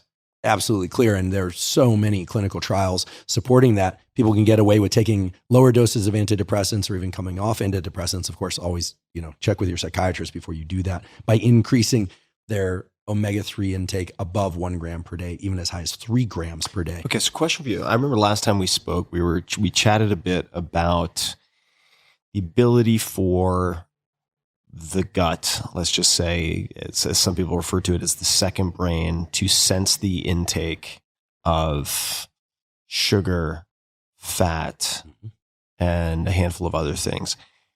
What is the mechanism of action by which the EPA is affecting mood? Is that known, or is?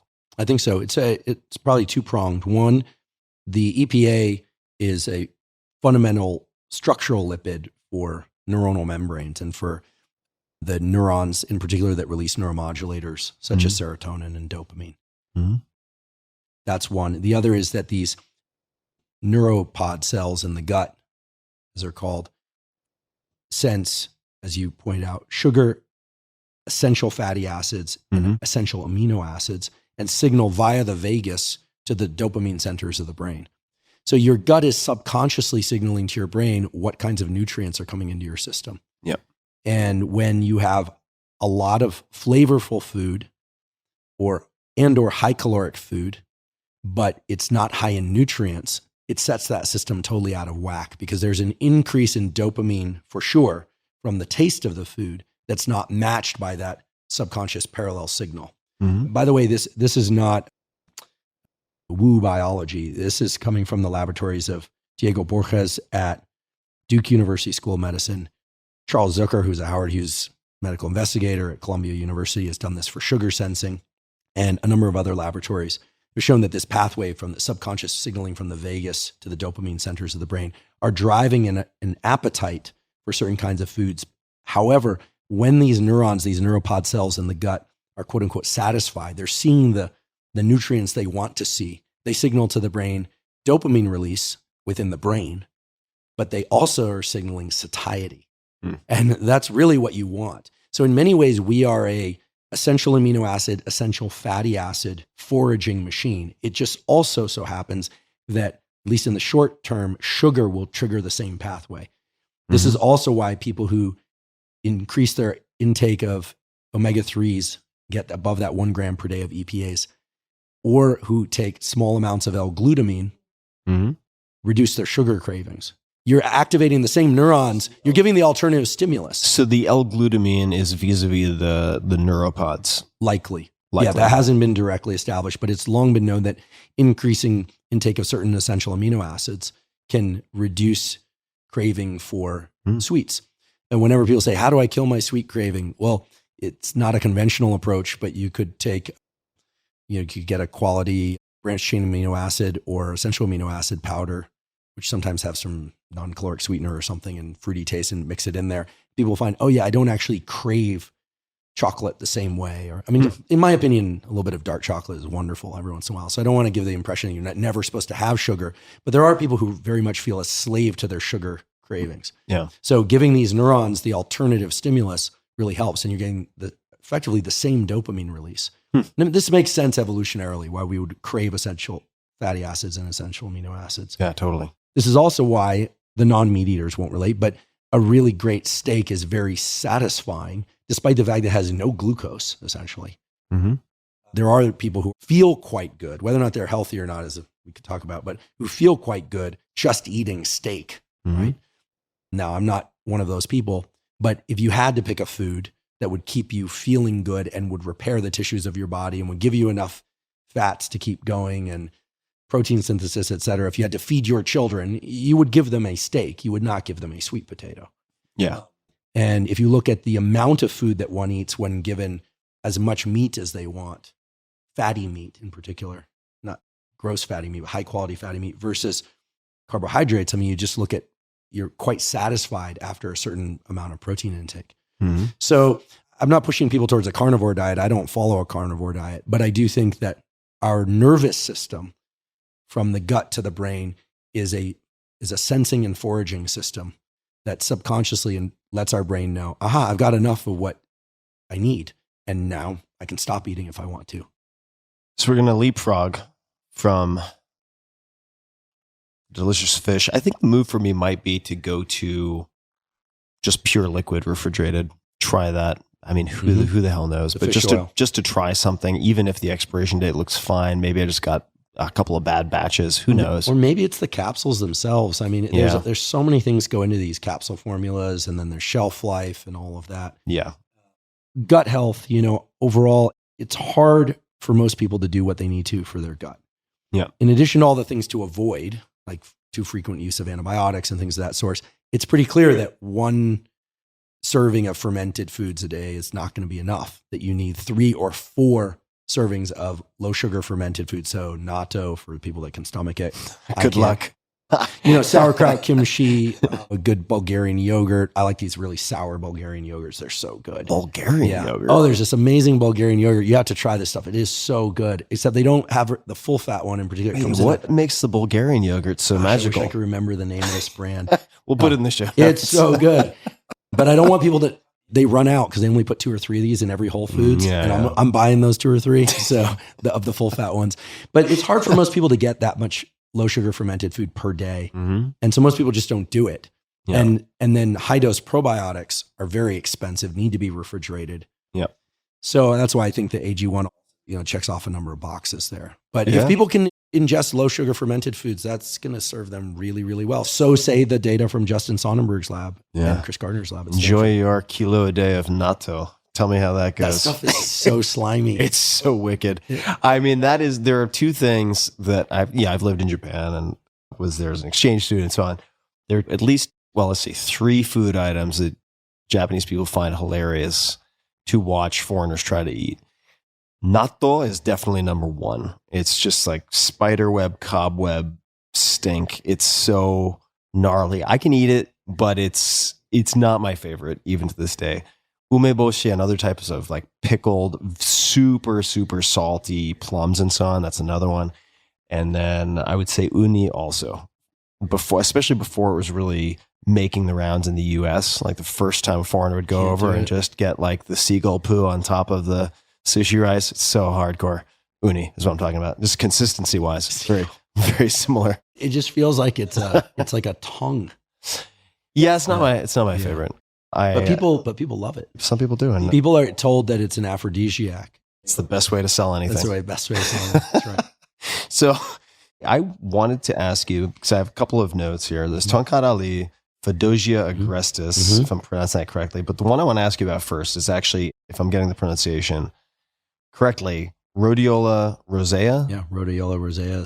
Impressive supplement. So please tell me more about this, because I have heard in my conversations with athletes over the years of people using this for various endurance purposes, altitude acclimation, but I don't know if any of that has any foundation.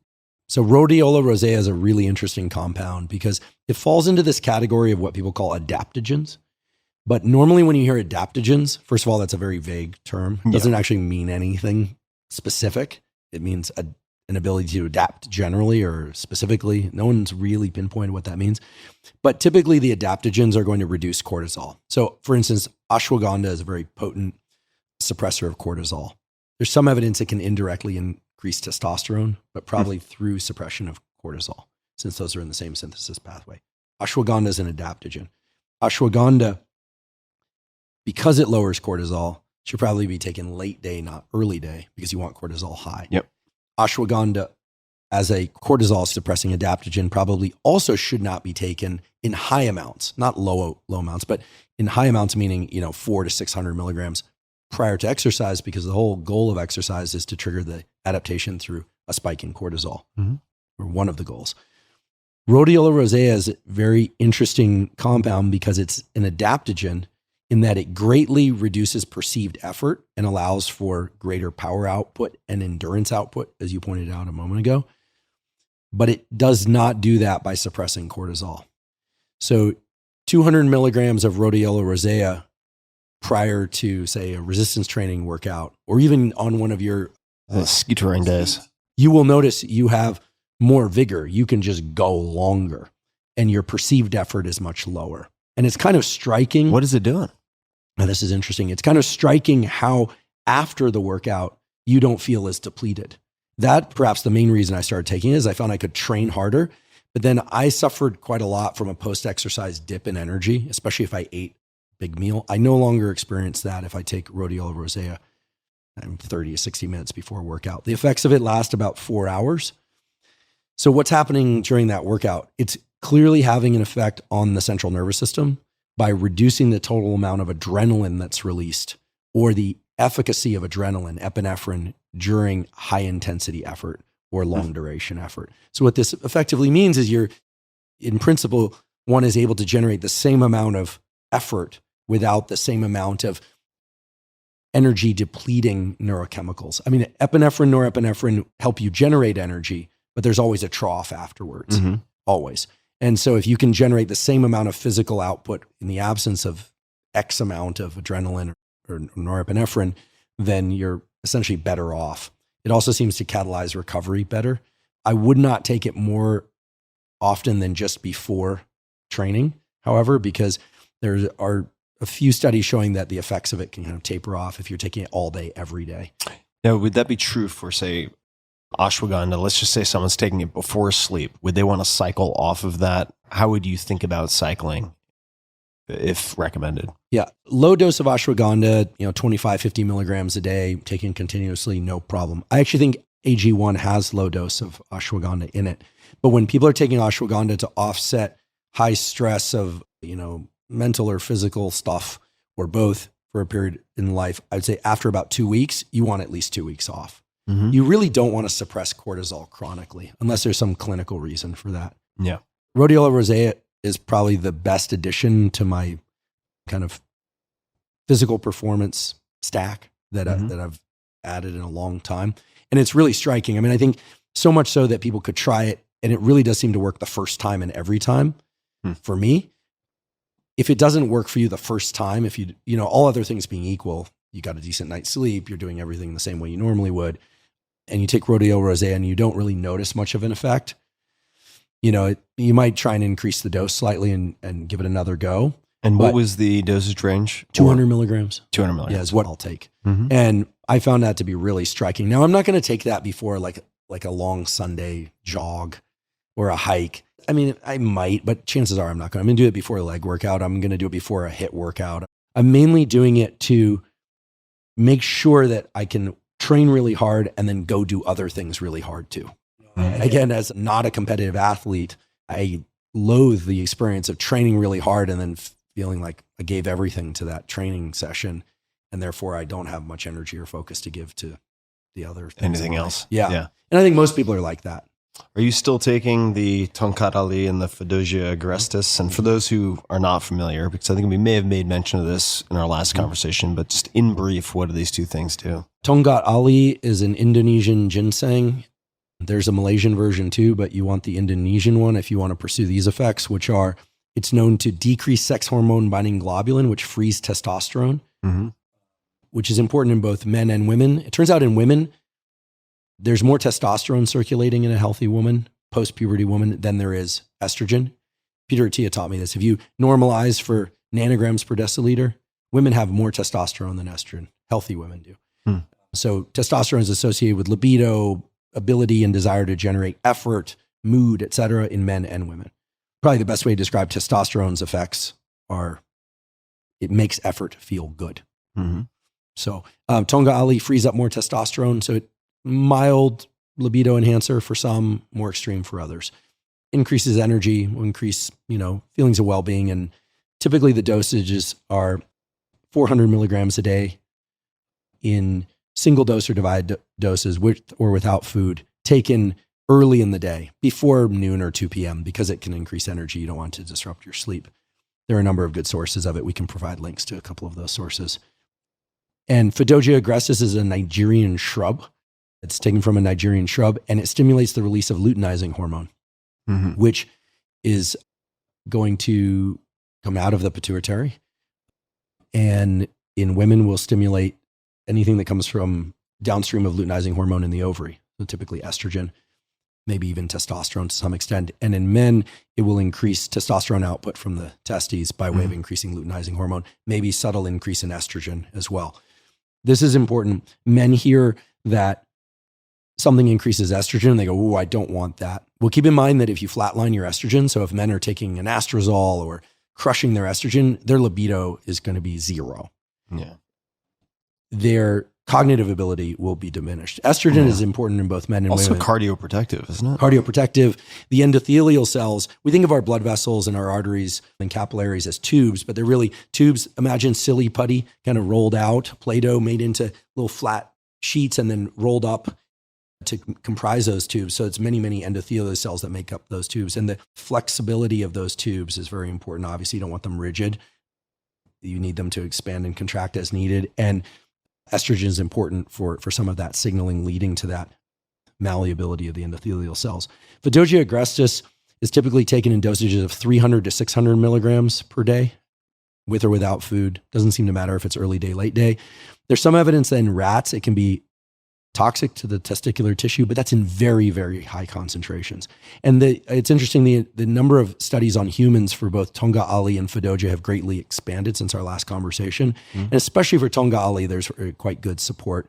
Safety margins are good within the dosage ranges that we've talked about. I've heard of people taking up to 1 gram a day of Tongkat Ali. That just makes me cringe. I think taking herbal compounds in very high concentrations is going to be risky no matter what, because these things can trigger immune responses. So, 400 milligrams of Tongkat, 300, 600 milligrams of Fadogia taken daily should be fine. I don't cycle them and never have. Some people cycle the Fadogia because they're afraid. Not? Why don't I cycle them? Yeah, because they just keep working. Well, I mean, Louis Simmons could have said that about anabolics too. Yeah. So a couple of reasons. I do blood work twice a year. Yeah. Liver enzymes are included there. Mhm. We can talk about fertility perhaps if you want today. The last year, because of my age and the fact that I don't have children yet, but I'm cognizant of the fact that I do want them at some point, I got really down the rabbit hole, interesting figure of speech, of sperm analysis, including everything from DNA fragmentation to how to increase sperm numbers and motility and quality and egg quality. So you're a gambling man. If you're making your swimmers world class, but you don't want kids. Right. Well, it's all about readiness, I suppose. What is it that in the SEAL teams they say? Like you fall not to the level of your hope, but to the level of your preparation? You do not rise to the level of your hopes, but fall to the level of your preparation. That's actually a quote from Archilochus, who is a Greek poet and I believe philosopher also. But yes, also widely used in the special forces teams. So I've been monitoring sperm parameters, freezing sperm, because I might want to do IVF someday with somebody, this kind of thing, or have conceived naturally.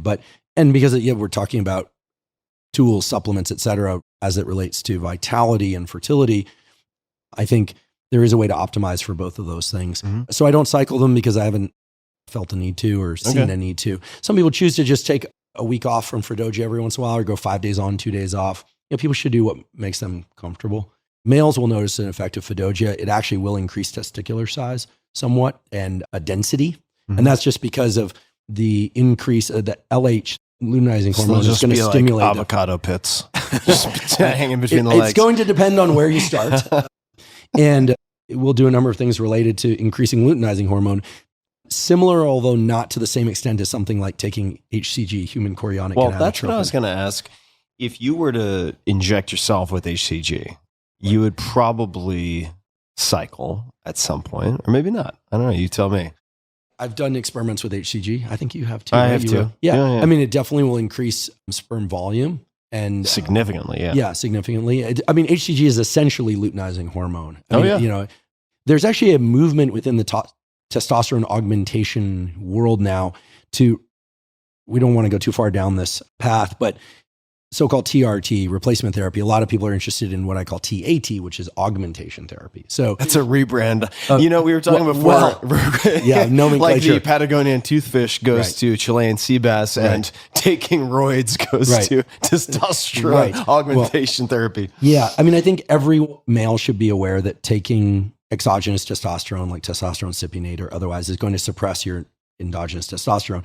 However, there are people that want to do that. I think one of the goals for most people is to neither be out of range. There are a lot of people who don't want to be bodybuilders and take so-called steroids, but obviously even estrogen's a steroid. Yeah, sure. And cortisol is a corticosteroid. So, but to be high end of normal range, right? High end of normal. So if the range is 300 nanograms deciliter all the way up to 1200 or 900 in some countries, it depends, being somewhere between 600 and 900, I think it's going to be preferable for most people. Mm-hmm. And Tongkat and Fadogia agrestis, I think, represent a good place to start if you don't want to pursue these other more aggressive methods. Tongkat is particularly interesting to me because I almost always have very high range total testosterone, but my free testosterone is low and my sex hormone binding globulin is high. Which itself is not necessarily a bad thing. The 900 milligrams of myo-inositol can also increase free testosterone indirectly through mechanisms that aren't entirely clear. Okay. There are also some other ways if people want to tickle these pathways. Sheila G, right? Fulvic acid. Sheila G is a mineral pitch. It's used in Ayurvedic medicine. I thought that was a 1980s lead vocalist. Okay. It stimulates the release of FSH, a follicle stimulating hormone. Yeah.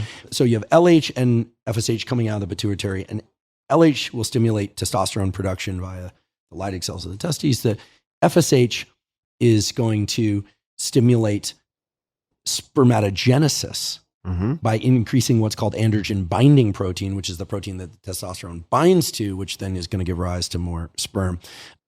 at risk of, I never want to do kind of a podcast plug on another podcast, especially not yours, but I did a 4.5-hour episode on male and female fertility that goes through essentially the ovulatory cycle and the spermatogenesis cycle, and then all the do's and do nots for both men and women who wish to conceive either now or in the future, or who do not wish to conceive children, but want to use fertility as a proxy for vitality, which is something, by the way, I have to say, I have to credit you for. Years ago, you said, basically if you optimize for fertility, you're optimizing for vitality. So there again, I want to just thank you, because that's an extremely efficient, but also extremely sage way to think about optimizing for vitality. So it's not just about wanting to have kids, it's about maintaining all your biological systems at their right tuning. Super helpful proxy. Yeah. Super helpful. In this case, what do you mean by vitality? Waking up feeling well enough to want to begin your day, with enough energy to complete your day, and to be able to move back and forth along the continuum of driven and relaxed.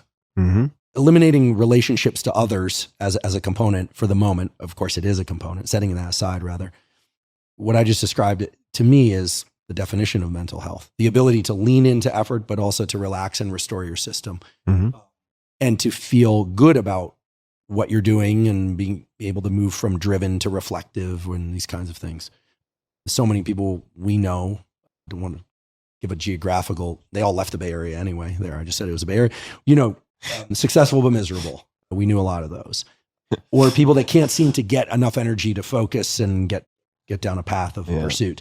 So you want both. That's vitality to me. And this is getting kind of Eastern philosophy, which is more your domain than mine. I'm always eager to learn here. But, when you think about chi or kind of dopamine or life energy, the desire to create things in the world, including offspring, but just to birth ideas, birth businesses, birth relationships, birth podcasts, whatever it is essentially from the same place of having some idea in mind and trying to construct that, overcoming fear. Your notions of fear setting become really relevant here, et cetera. And so vitality has a lot to do with the ability to generate effort with feeling like, at least if not a fast upward spiral, at least a slow upward spiral, and certainly not a slow downward spiral or fast downward spiral. I'll take any of the upward spirals. Right. I mean, I think, I'm around a lot of graduate students and postdocs, and you see how an early success, like publishing a paper early on in one's career, creates an upward spiral around the whole concept of effort thereafter. You see this in dating and relationships. You see how an early failure can set people along a downward spiral. And so I think that having drive comes from the catecholamines. It's dopamine, epinephrine, norepinephrine. And sure, you need the serotonergic systems and the endogenous opioid systems that smooth things out. But in the absence of that get up and go, I mean, we wouldn't be here. Again, I wasn't consulted the design phase, but you can be pretty sure that this is what allows any animal or human to move toward a milestone. So I'm going to ask you yet again, a lazy but perhaps productive question that will satisfy my own curiosity. Omegas, Tongkat, Fadogia, agrestis, and Rhodiola, rosea. You get to pick two. Which would you pick? Omegas and Tongkat. Okay. Yeah. If I think about fundamental kind of baseline supplementation, things that are hard to get from food, but that represent key micronutrients that really move multiple needles in the right direction, it's going to be getting above that 1 gram per day threshold of EPAs. So omegas. It's also going to be anything that moves the hormone system toward the green zone, which is going to be Tongkat. Now, of course, doing all the other things right, trying to get sleep, exercise, sleep, movement, nutrient, sunlight, all that. In fact, there's a really wonderful study out of Israel that showed that if people got 20 minutes 3 times a week of sun exposure to their skin, their face, and they remove their shirts, or if there was women that wore tank tops and shorts for both men and women, 3 times a week, significant increases in free testosterone. And this was afternoon sun. It wasn't morning sun. Increases in free testosterone and estrogen, and significant increases in libido. Also, if you chart out the amount of free testosterone across the months, even in places that aren't really far north, you're going to see significant variations in free testosterone in men and women. toward the spring and summer months. So we're somewhat seasonal, and some people robustly seasonal, depending on your ancestry. So that sunlight thing is real. And the mechanism, just so that people aren't like, oh, get sunlight, he's just saying sunlight again, is that the keratinocytes, which are a component of the skin, signal through this, for you nerds, like me, the p53 pathway, and impinge on the pituitary to signal luteinizing hormone and follicle stimulating hormone release. It's so interesting because what we think of as the skin, which is protecting our organs and, place to put tattoos and earrings and jewelry and stuff, is actually an endocrine organ. The skin is a hormone producing organ, hence the vitamin D thing and everything else. Yeah, so, a lot of fat cells too, which a lot of people don't think about. Yeah, so definitely the omegas and Tonga Ali. Rhodiola rosea is great to enhance workouts. Yeah. Fadogia is definitely it's a boost on the hormone system for sure. I have a friend who is single now. He's in a great relationship. We can't say it was because the Fadogia, but he was taking Fadogia and he's like, I got to stop taking this stuff because he was flying solo at that point. He was like, this is just it's really intrusive. Intrusive because he was just humping the walls or what? Well, I don't know if we want to go here. There's this whole online community now about semen retention and things like that. He's not part of that community, but there's this idea that, we're adults here. I mean, there's this idea that... Speak for yourself. If you look in the journals of sexual health, and I'm really interested in sexual health and urological health, there's a ton of interesting stuff on pelvic floor. This stuff just isn't often discussed. Yeah. What you find is that masturbation for women turns out to their self-reported notions of well-being, of mood, of immune system function, of quote unquote knowing their bodies and what gives them pleasure, et cetera, all increase. If you look at the data in men in terms of masturbation, and here we're talking about masturbation to the point of ejaculation in men, they report lower mood, less willingness to pursue relationships. Shocker. They're home watching porn, right? So we have to be very careful with statements like masturbation is bad or something like that, because that's not true. It's going to be we should say, stay out of that discussion. Biological sex dependent, because that's a clearer ground. We'll just leave it at that. And then there is this whole notion that a whole generation of young males are becoming porn addicted and masturbation addicted, but can't look someone in the eye, ask them out on a date, or learn how to navigate healthy consensual sex. Yeah. Right. And they're not doing neck work, so they can't look anyone in the eye. No, I'm just kidding. They've got flaccid feet and they don't do neck work. Oh. Yeah. I mean, and here I'm not trying to create notions of like hyper males. We're really just talking about a radical shift in the way that sexual health has evolved over the last 10 years. Because of the accessibility of hardcore pornography, its relation to the dopamine system. Yeah. So here I'm not trying to be evangelical or anything like that. I'm just saying these are serious neurotransmitter / hormone systems. And a whole generation of males is making themselves sated enough to not actually pursue a number of what used to be considered milestones toward the transition between young adulthood and true adulthood. And, its birth rates are low, dating is low. Sex, a few people are having a lot more sex. So this is great for the people out there who are comfortable in social interactions. Right. Anyway, we don't want to go down that path too far, but these are deeply wired systems. Yeah. To they who have much will be given. Yeah. So for those of you willing to date and find relationship, Fadogia. Thank you, Fadogia. So before we move on, I do want to ask you about, because we were chatting a little bit before we started recording, psychedelics and your current and developing thoughts on that, or any commentary you'd like to add. But before we get to that, since you were talking about fertility, understanding people can go to the Dances with Wolves episode where you cover all things comprehensively, but we're talking about a number of tools in the form of these supplements for lack of better way to phrase it, goosing the system, right? These are ways to augment certain endocrine functions or the sort of composition, say, of free versus bounded testosterone, et cetera. Where did you end up after doing your research on environmental endocrine disruptors or things that we should be subtracting rather than adding? Because it's hard for me as someone who is, say, certainly a non-specialist in reproductive health to find the time or even maybe just the dedication to sort this signal from the noise with all that, because there's a lot of hysterics too. There's a lot of nonsense out there. Where did you land with what are important, if anything, to be mindful of or subtract? So for cutting through that 4.5 of the Dances with Wolves reference, that is a long movie. Well, hey, I love Dances with Wolves, so I'm not knocking it for the length. I think people should listen to this podcast, but specifically just to hone in on this piece. It was designed for individuals or couples who are thinking about these issues, and also in particular for women who are interested in banking eggs. Yep. Like most women don't know that cutoff after which you can't freeze eggs, you can only freeze embryos. So in California, if you're 42 years old or younger, you can freeze eggs. You might meet someone later and decide you want to conceive children or use a donor. After 42, I think it's 42 and a half, you can only create embryos and freeze those. They're just not, the eggs are on average are just too aged out. Males, if you want to be a sperm donor, ideally you're going to do that before 45. Sperm donor, or you might want to do IVF someday. Now, there is a significant increase in the incidence of autism with each half decade for the father, so as you go from 30 to 35 to 40, the sperm age matters, but the increase is still incredibly small overall. So it's not something you can really point to and say, oh, it's the sperm, or it's the egg for that matter. Okay, now do's and don'ts.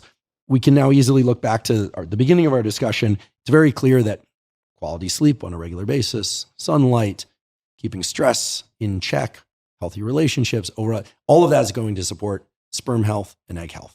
No question about that. It's also clear that getting sufficient omega-3 fatty acids is going to support sperm health and egg health. I'll just point out that if there were one supplement that really seems to move the needle in terms of egg quality, which is a morphological but also a meaningful physiological metric, and sperm quality, which is going to be shape, motility. You don't want what are called dead sperm. They're always going to be some in a sample because of the age of the sperm, et cetera, and the way the spermatogenesis cycles go.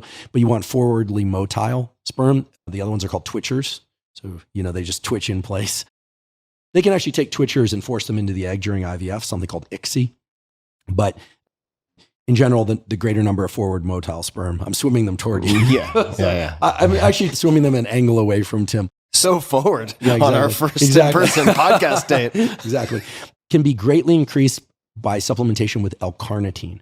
So egg health and sperm health greatly enhanced by L-carnitine. Pretty remarkable results there. Injectable L-carnitine of about 1 mg per day. Okay. Now that has to be prescribed by a doctor. And that's IM? That's intramuscular? Yeah. Or oral capsules are available over the counter. Then you have to get up to 4 or 5 grams per day. Wow. I was going to ask. That's and that higher. can increase TMAO and some other markers that aren't great for cardiovascular health because of the way it's processed by the gut. But you can offset that by taking 600 milligrams of garlic because of the allicin in garlic. Okay. Smoking cigarettes, vaping cigarettes. Really good for sperm. Terrible for sperm, terrible for eggs.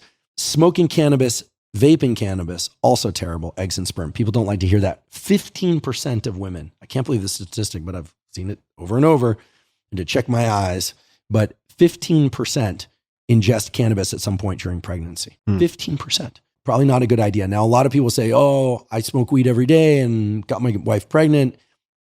You never know how healthy your children would have been. You just never know. I'm not saying your children are unhealthy, but you never know. There will always be edge cases where like, I smoke crack every week and never slept for 14 days straight. My kids are great. And you're like, okay, just because you happen to be the one mutant. Right. Yeah. If you want to optimize for who can thread that needle. Exactly. Doesn't mean you're a good model. Exactly. Yeah. So L-carnitine can really help. Avoid smoking anything. The issue of tinctures and edibles is a different subject altogether. I think the big wow for me was something, again, I'm just going to tip my hat to you, which is that in 2015, I taught a class I was then a professor at UC San Diego on neural circuits in health and disease. And I decided to do a lecture on whether or not cell phones inhibit sperm health and or testosterone level. the data were very mixed, frankly. There were essentially 2 good studies in rats, each of them taking a standard smartphone, putting it under a rat's cage, and then looking at some metrics related to testicular health, sperm health, et cetera. One showed increases in testosterone. The other showed decreases. So it was kind of a disappointing situation. So I would present both. Now there is an extensive meta-analysis. I can send you this for the show notes if you like. An extensive meta-analysis of dozens of studies. I'll add it to the next reprint of the 4-Hour Body. And it very convincingly shows that keeping the cell phone in one's pocket, so this isn't putting it to your head, this isn't putting it on the desk in front of you, but keeping it on and in one's pocket, and it does not matter if it's on Wi-Fi or you're using cellular, decreases sperm quality, which means forward motility, number of healthy sperm per ejaculate, et cetera, even ejaculate volume to some extent, and lowers testosterone overall, which is perhaps not surprising given the known heat effects of the phone. So even though it doesn't feel hot to the touch, there are heat effects. Sperm don't like heat. In fact, the most promising male contraceptive that's out there that's not a condom is it's like a cuff that goes around the vas deferens, which is the portal from the testes to the urethra that allows the ejaculate to leave the body, that heats that, right? Mm-hmm. I mean, a sauna it's not a great form of contraception because it's not sure-proof, but it will reduce your total number of motile sperm by 75% or so. When I go in the sauna, because I do hope to conceive children somewhat, so I wear shorts into the sauna, and I actually put a cold pack at my groin while I'm in there. It's actually when the sauna is really hot, it makes it a little less unpleasant. It's a little painful, but you definitely don't want to do that on bare skin. I'm chuckling too, but heat is part of the problem with the cell phone, but it turns out, yes, and here people are going to think I'm a crazy person, but they might think that already. The EMFs, that business is real. Yeah. Now, is it so real that it's giving us gliomas? Unclear. I'm not going to go there. The data aren't in, but it is very clear that the radiation from phones, the EMFs, and the heat are combining to reduce sperm quality, motility, and overall testosterone. So it's a simple thing. Turn off your phone completely. Or even better, just don't put it in your front pocket. If you have to put it in a pocket, put it in your back pocket. Even better would be to put it in a shoulder pocket or a backpack. And I'm a weirdo, perhaps, but I don't like keeping the phone to my head too long, but that's also because I don't like holding the phone to my head too long. We don't know very much about the effects of EMFs and heat effects on the different tissues of the body, but we now know a lot about the effects of heat and EMFs on sperm quality, and it's not a good picture for the sperm. Where does airplane mode fit into this equation, if at all, in terms of between on and off? I mean, does it prevent or mitigate some of the effects? It seems to. Yeah. It seems to. Here's what's really scary about this meta-analysis. Their conclusion is that the total amount of time spent with the phone in the pocket is not a strong determinant, that it's not all or none, but that the threshold beyond which you start seeing these damaging effects is pretty low. So, again, here we're talking about a don't, not a do. And so it's pretty straightforward. Don't keep the phone in your front pocket if you're concerned with sperm health and testosterone production. Now, why is sperm health and testosterone production so correlated? And you say, well, duh, it's because, testosterone and sperm. But if you're not interested in conceiving children, you might not think this is an issue. But remember that the 2 types of cells, those Leydig cells and the Sertoli cells of the testes, combine testosterone and the androgen binding protein to give rise to sperm. So anytime you're seeing a reduction in sperm, you are definitely seeing that as a reflection of a reduction in androgen binding protein, which means whatever testosterone you have around is also not having the effect on that local organ that it should. In other words, the testes and the ovaries are very interesting organs because they secrete hormones into the body to go have effects, but they also have effects on themselves, and it's self-amplifying. Yeah. And so this just seems like such a straightforward one to me. And you said this back when was the 4-Hour Body published? Came out in 2010. Yeah. And I remember you and Paula Quinn and a few other people saying, don't keep the phone in your pocket. And I remember lecturing to about 400 students about this. And I would say about half, by my read, about half of the guys in the class took the phone out of their pocket when they heard this. I think young people who aren't thinking about having children at all right now are absolutely the ones that should be most concerned. Yeah. Now, it is true you can, as they told us in high school, it just takes one sperm, but it just takes one sperm. But in order to get that one sperm to the egg in vivo, not IVF, but it's so-called natural conception. There's a lot of territory that needs to be covered. There's a lot of chemical environments that need to be dealt with. You want the healthiest sperm. So I would say also, having gone through this process with an X to create embryos, even though you can say it only takes one sperm in IVF as well, you want to stack the odds in your favor, which means you need good morphology, good motility, and you need a good count of non-crippled sperm.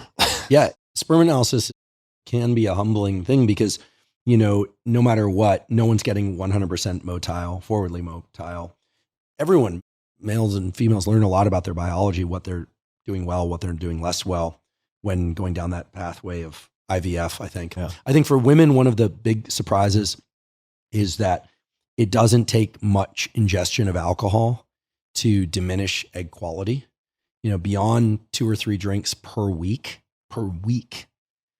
you really start to see reductions in egg quality that are probably indirect through effects on diminished sleep and changes in stress hormones.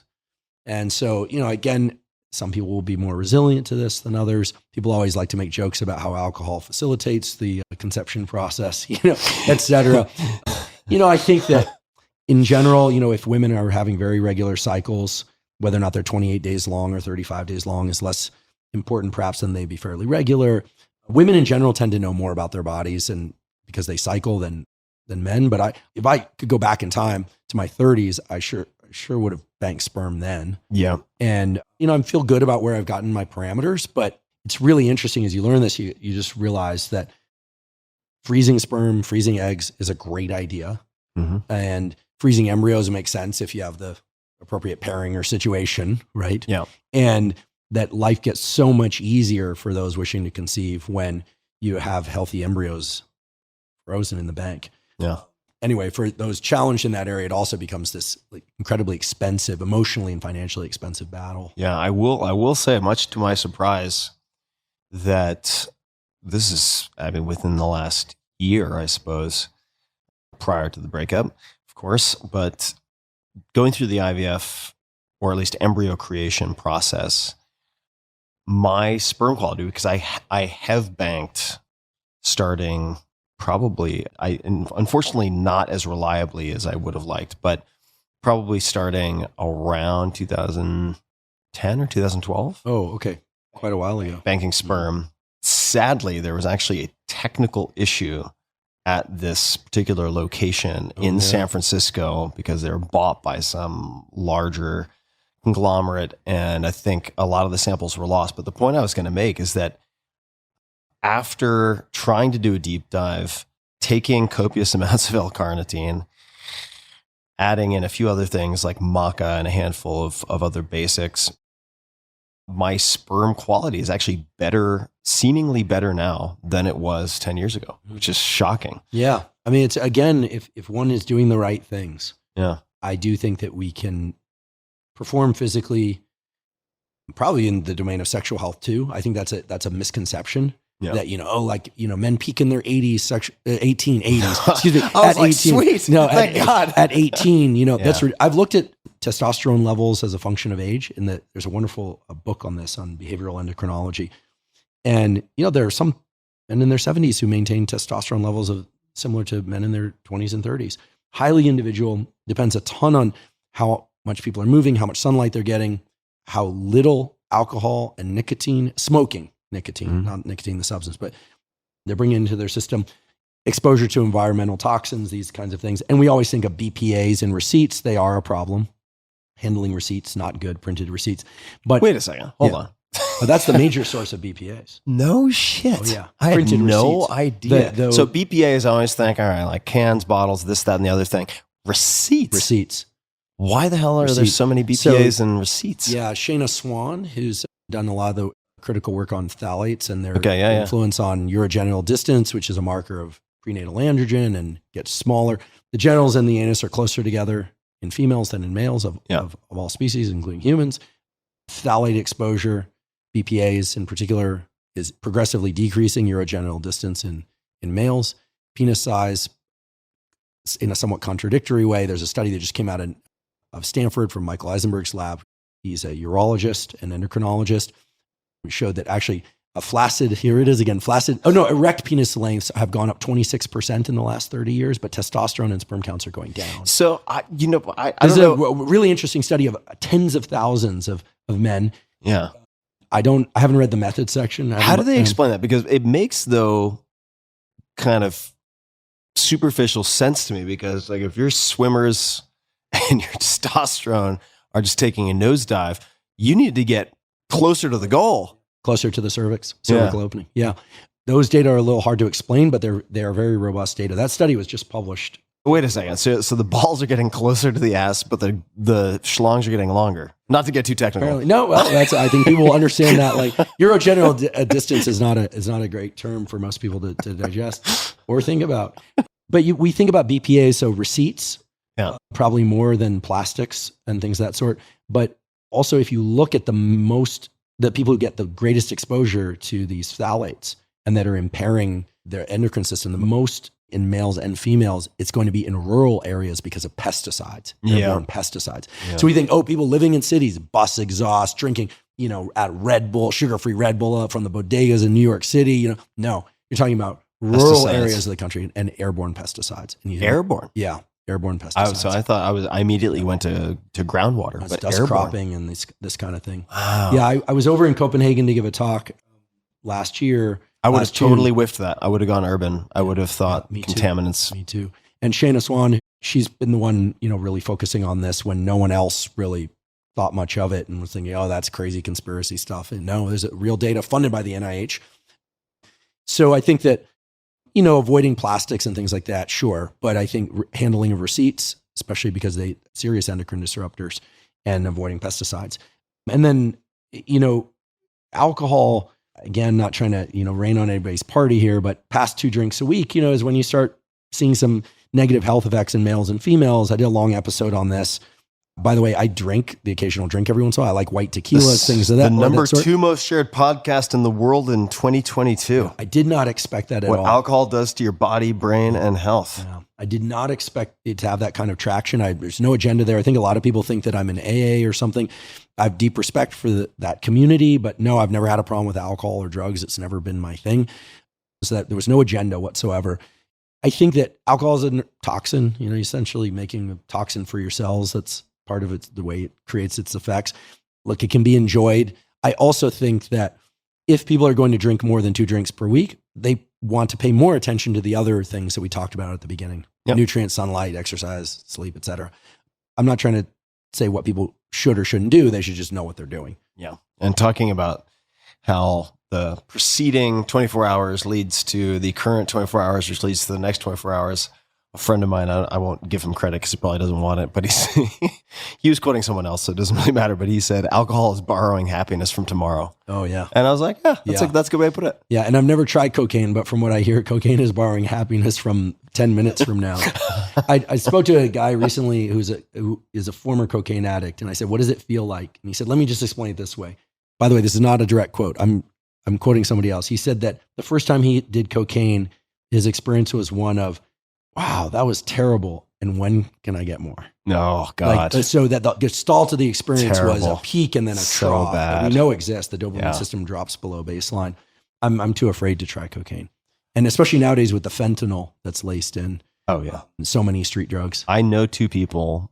They were at a bachelor party in Mexico. Otherwise, very responsible folks, but they decide to do what a lot of people do at such parties and decided to do cocaine. They each did 1 line, not a copious amount. These were not cocaine users. Both of them immediately collapsed on the floor. 1 died and 1 ended up in a coma for a period of time. Fentanyl.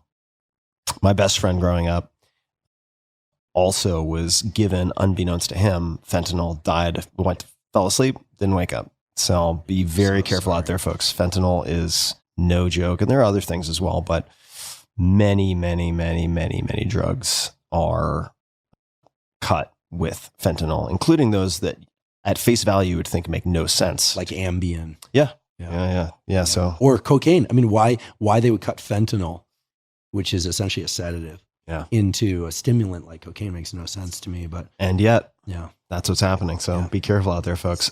So to move from cocaine to maybe a lesser villain, I want to revisit cannabis for just a second. Mm-hmm.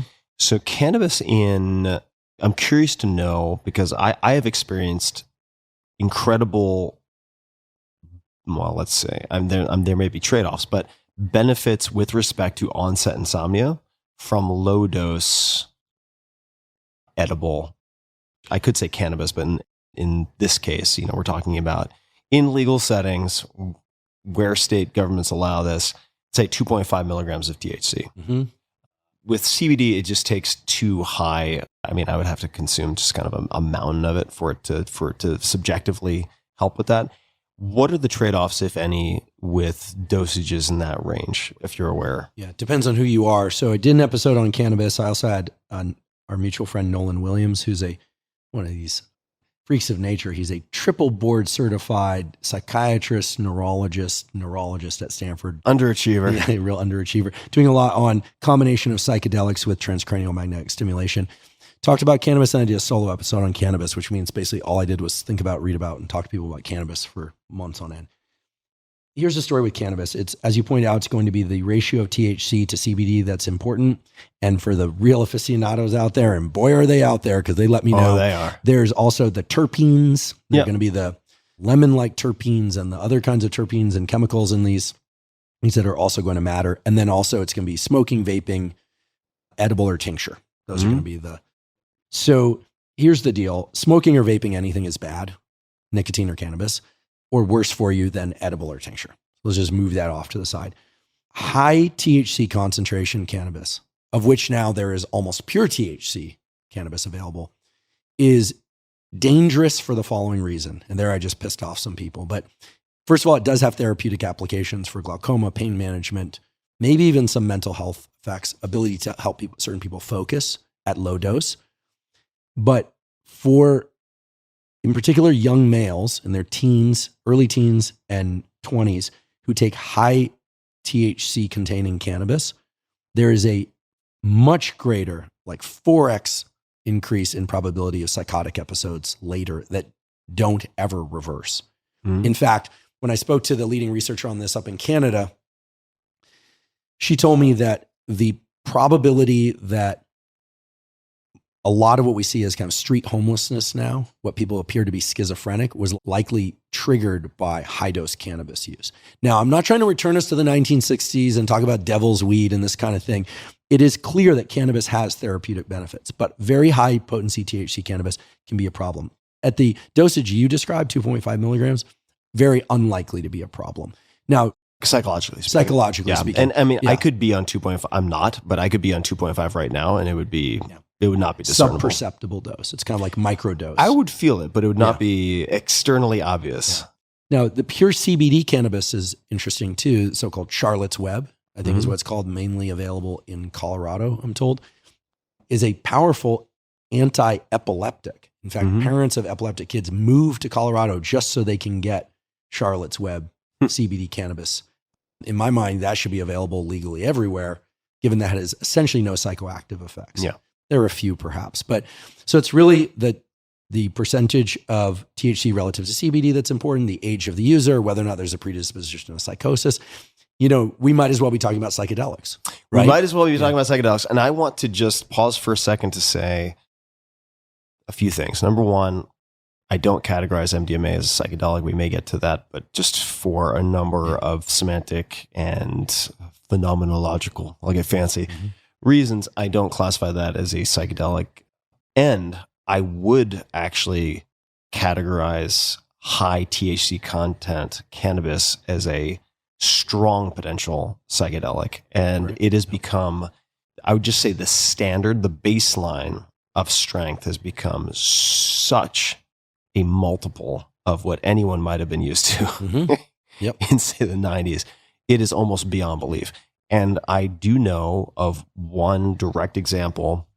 This is the brother of an acquaintance who had exactly the experience you're describing, which is chronic, short-term, but chronic use of very high THC concentration cannabis. And I should say, in fairness, that classical psychedelics can also expedite the onset of schizophrenic symptoms in those who would genetically be predisposed. So it's not limited to THC, but it is, I think, under respected and overused with the assumption that it's just cannabis. Mm-hmm. And I think that's a mistake. They can be so powerfully psychoactive. Yeah, it's interesting how the proponents of cannabis, which there are a lot of smart people in cannabis medicine, including a lot of MDs, always say it's not as bad as alcohol, which to me is just a ridiculous argument. I mean, to say that something is not as bad as alcohol implies that, you have to choose one or the other. I think that cannabis has been very beneficial for a number of adults who are through the so-called critical period of brain plasticity, so older than 25. They need some way to, quote unquote, take the edge off in the evening. They'll do an edible on the weekend, this kind of thing. That is not what we're talking about in terms of psychosis. We're talking about kids 12, 13, 14, taking like a bong rip or smoking a joint or vaping a super high potency THC containing cannabis and just being high out of their gourd and feeling like it was a really good time, doing that 2 or 3 times. And I've seen this over and over again. Their parents reach out to me often, in fact, for whatever reason. And then you hear about this person being 17, 18. There's a failure to launch component. They're amotivated. They're claiming ADHD. They're basically a stoner who relies on cannabis to relieve anxiety and hasn't done much else in the last 5 years, or certainly has not managed to keep up with the mean. And, and here I'm sympathetic. By the way, this is listening to somebody who barely finished high school. We covered that in the last podcast. So, for other reasons, but I do worry a lot about these super high potency compounds. I worry about super high potency anything. Yeah. I mean, I worry about in the realm of hormone augmentation, we're talking Fadogia, Tongkat, Ali, not Dianabol. In the realm of augmenting mood and focus, we're comparing very high potency THC containing cannabis taken in a youth to 300 milligrams of alpha GPC. This is night and day, right? It's chemical augmentation of a completely different beast. So I think that it's clear that no cannabis is going to be better for most people than any cannabis. Is occasional use for an adult going to be a problem? Probably not. Yeah. Probably not. I will also add to that a few things. Number one, I am deeply interested in the therapeutic applications of cannabis and all of its constituent parts. Mm-hmm. I think it is a very undervalued plant from that perspective. And I think it is severely underestimated in terms of potency. Mm-hmm. Just the standard available, particularly in places where you can kind of get the baker's dozen of any number of strains, Colorado, et cetera. It's to believe that you are using something of almost no risk as compared to psychedelics, if it contains a lot of THC, is a mistake. So I would just say, consider it on par with some of these very strong psychedelics, and just be informed and be cautious about your use. I do think that there are probably some really significant applications to sleep disorders.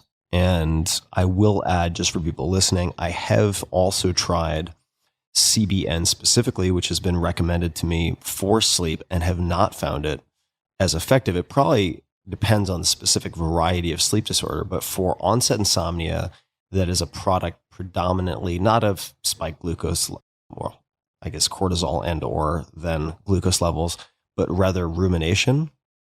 THC seems to be one of the magic keys in very low doses.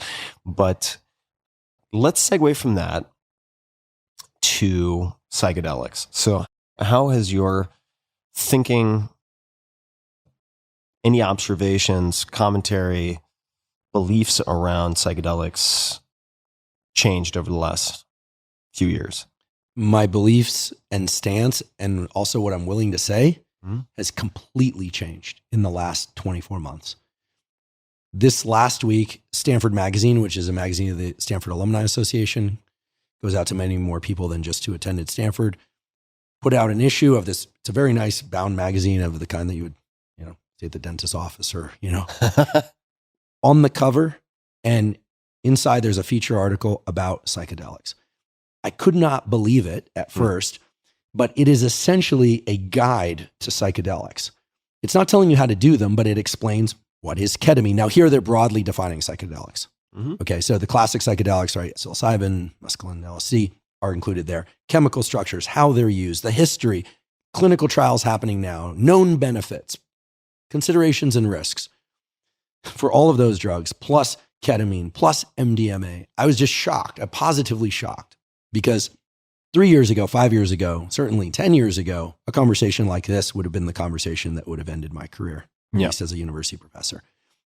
My understanding is that thanks to the incredible work of the group with MAPS and a number of specific laboratories, Matthew Johnson's laboratory, Robin Carhart Harris's laboratory, Roland Griffith's laboratory, and thanks to the philanthropy organized by you and others, truly, and also thanks to the public education efforts of people like Michael Pollan, For sure. we are moving very quickly towards legalization of MDMA as administered by either psychiatrists and or licensed clinical psychologists in the US. Psilocybin, probably a longer road, but I'm told that we'll get there, quote unquote. Why am I framing it this way? Well, I'll just be very direct. In high school, I took LSD recreationally several times, had not good experiences. The experiences were far too long, 11, 15 hours. I might have spent my senior prom in an elevator, May or may not, cannot confirm or deny. My junior prom, my senior prom was a different story. And I'm not recommending people do this. I actually strongly regret doing that at a time when my brain was plastic. I did not know what I was doing. I didn't know the sourcing.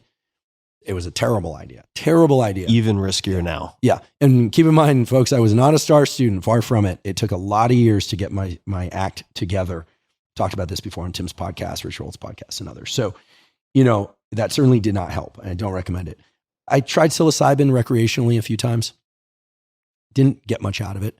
As an adult, I'm not shy about the fact that I did 2 and now 3 of the MAPS appropriate physician guided sessions for trauma using MDMA. I've found it immensely beneficial. I'm happy to talk about how each one of those sessions was different.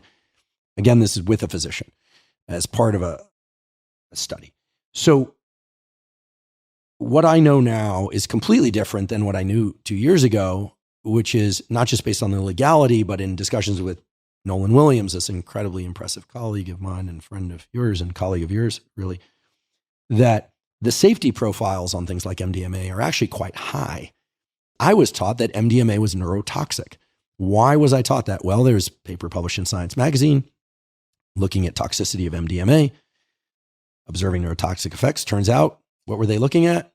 Methamphetamine. Oops, retraction. Yeah, retraction, except that never made the major headlines. Okay, so then you look at the data on psilocybin. Here, I'm just going to hit the high points because it's not my work. It's the work of Matthew Johnson and of Robin Carhart Harris at UCSF. Intractable depression. People who are suicidally depressed. Nothing else works. Talk therapy doesn't work. Antidepressants don't work. TMS doesn't work. Do 2 high dose, so it's 25 milligrams of psilocybin. That has to be translated for grams of mushrooms, but it's roughly like the 25 to 30 milligram of psilocybin. Synthetic psilocybin would be equivalent to, let's just say, a Terence McKenna heroic dose of 5 grams. I mean, you're getting enough for escape velocity. Okay. Yeah. In upwards of 60%, maybe 70% of these patients that take that are getting substantial and ongoing relief.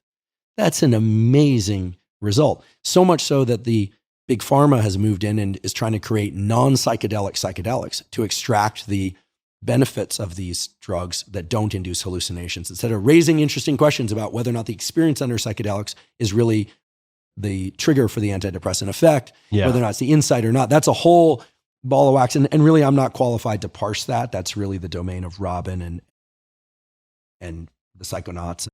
It's an interesting set of issues.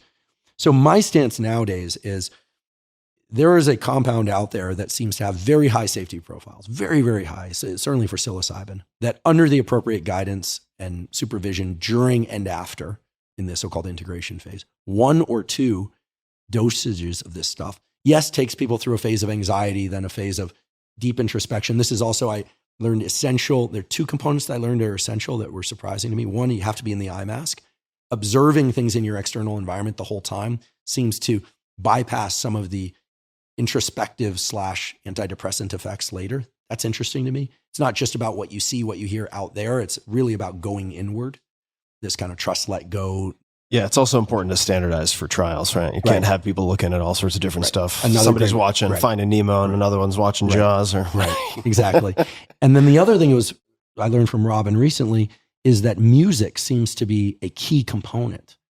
Now, they've never teased out music, no music, but having music that starts, as he described it, in the distance, drums and pacing or something, approaching music.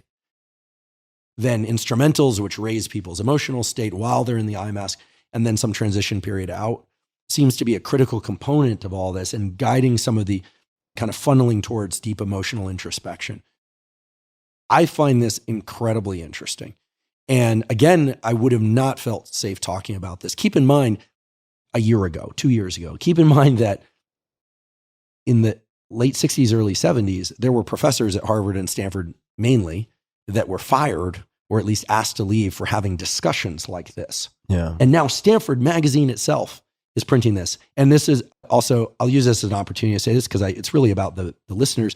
Our podcast, Huberman Lab podcast, is free on all the channels, but we do have a premium channel. I'm not trying to solicit it here, but the premium channel is designed we do AMAs and things of that sort. Transcripts are available to those folks to raise revenue for research dollars for exciting work. And we have a donor that's been very generous to do a match for that money. And we're giving money only to studies working on humans, not animal studies. And two of the major areas that we're supporting are the sorts of work that Nolan's lab is doing, and Nolan in particular, to combine transcranial magnetic stimulation with psychedelics and these sorts of things. That's great. I didn't know that about the premium option. Yeah, that's really what the premium channel is designed for. Yeah, that's great. Again, I'm going to say this again. People are going to think that I'm just here, kissing up to Tim, but I'm doing that over text all the time anyway, because this is yet another example where you got into science philanthropy early. You reached out to your connects. You were very vocal about what you felt was powerful and had worked for you and what you'd been observing. And I am absolutely clear. I've said this on Twitter. I'll say it again. When we look back in 5 years, 10 years, 100 years, there's going to be a small subset of individuals for whom the transition of psychedelics from these like niche communities, hippie communities, carpet flyers, everything from devil's weed, craziness to truly effective compounds for treating psychiatric illness. You're going to be on that list. Roland's going to be on that list. Matthew's going to be on that list. Paulin's going to be on that list. Yeah, Robin's going to be on that list. Roland for sure also. And Nolan, I think, is going to be on that list. There's going to be a small subset of people that we're going to go, listen, research takes money, it takes focus, it takes a bravery, and it also takes the willingness to take something that has been looked at as just like drugs, and turn it into something that's therapeutically meaningful. So yeah, all I'm trying to do is, raise some dollars through the premium channel. That's what we've been doing to pump into research studies. And so you can tell I'm super excited by all this. What I see happening now is that soon MDMA for trauma is going to be available to the countless numbers of people out there that have trauma. And I don't mean just take MDMA and have a great time. I mean people developing empathy for themselves. I mean people really working through the barbed wire stuff of their past, much of which they had no control over, that sets this transgenerational thing that's been going on for so long. I mean, really, you've used the language, bend the arc of history. Like these compounds are going to bend the arc of history in the right direction. And if people out there are listening and saying, okay, well, this is like recreational stuff and it's very precarious. I do not know a single major, let's just call them what they are, CEO or company founder. We're talking about people at the kind of billionaire level that are hyper creative and hyper functional in their life. We're not talking about mystic creatives. We're talking about people who, I don't want to name names, but every single one of them already knows this is true because they've all done this stuff already. And I was kind of late to the train because I had such a terrible experience in my high school years and saw so many friends dead, suicide, drug addicts in jail, wrecked their lives. I had so many challenges taking myself from essentially a loser with nowhere to go to, a trajectory within academia and taking good care of my body that I was like, no drugs.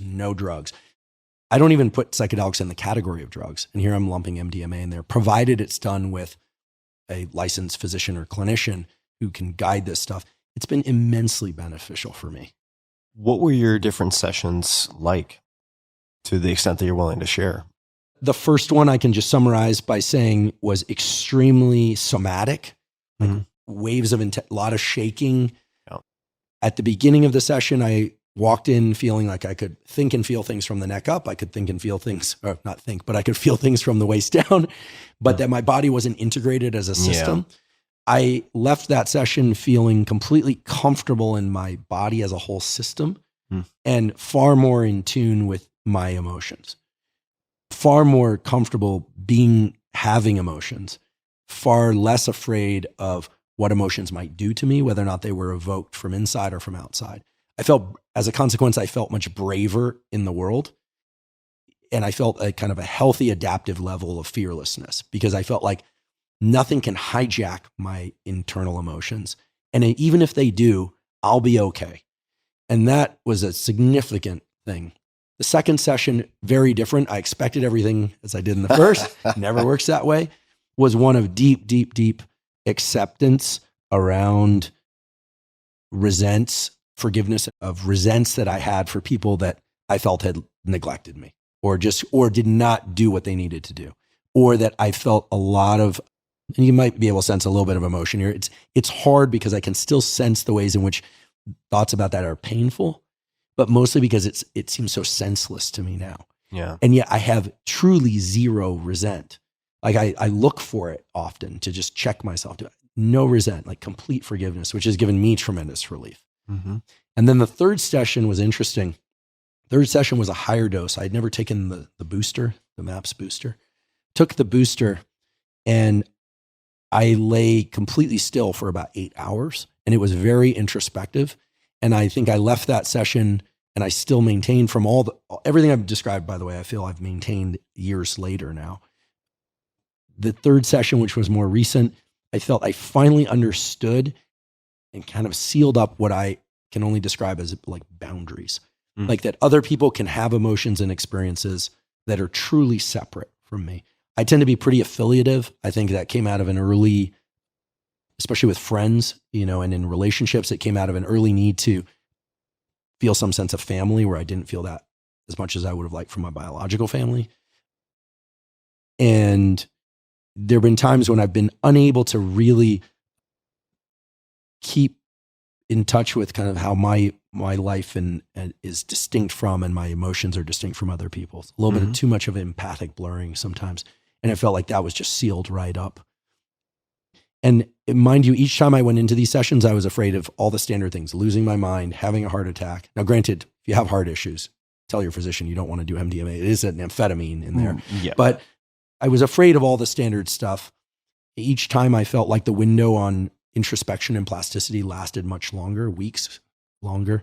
And each time I just felt like I got better and better at self-care, which in my mind was always a very selfish thing. Yeah. I always thought self-care is selfish. Even working out, I used to hide working out when I'd go to conferences because I thought like no academic like goes to the gym and lifts weights. And I really like doing that. But I realized how much stronger I was mentally when I was taking care of my physical body. I think that things have changed now. But so the third session was very meaningful for me because I felt like it kind of sealed something up where I go, okay, like I'm good. Like things can happen around me and I'm not going to get pulled into it in a way that compromises my well-being.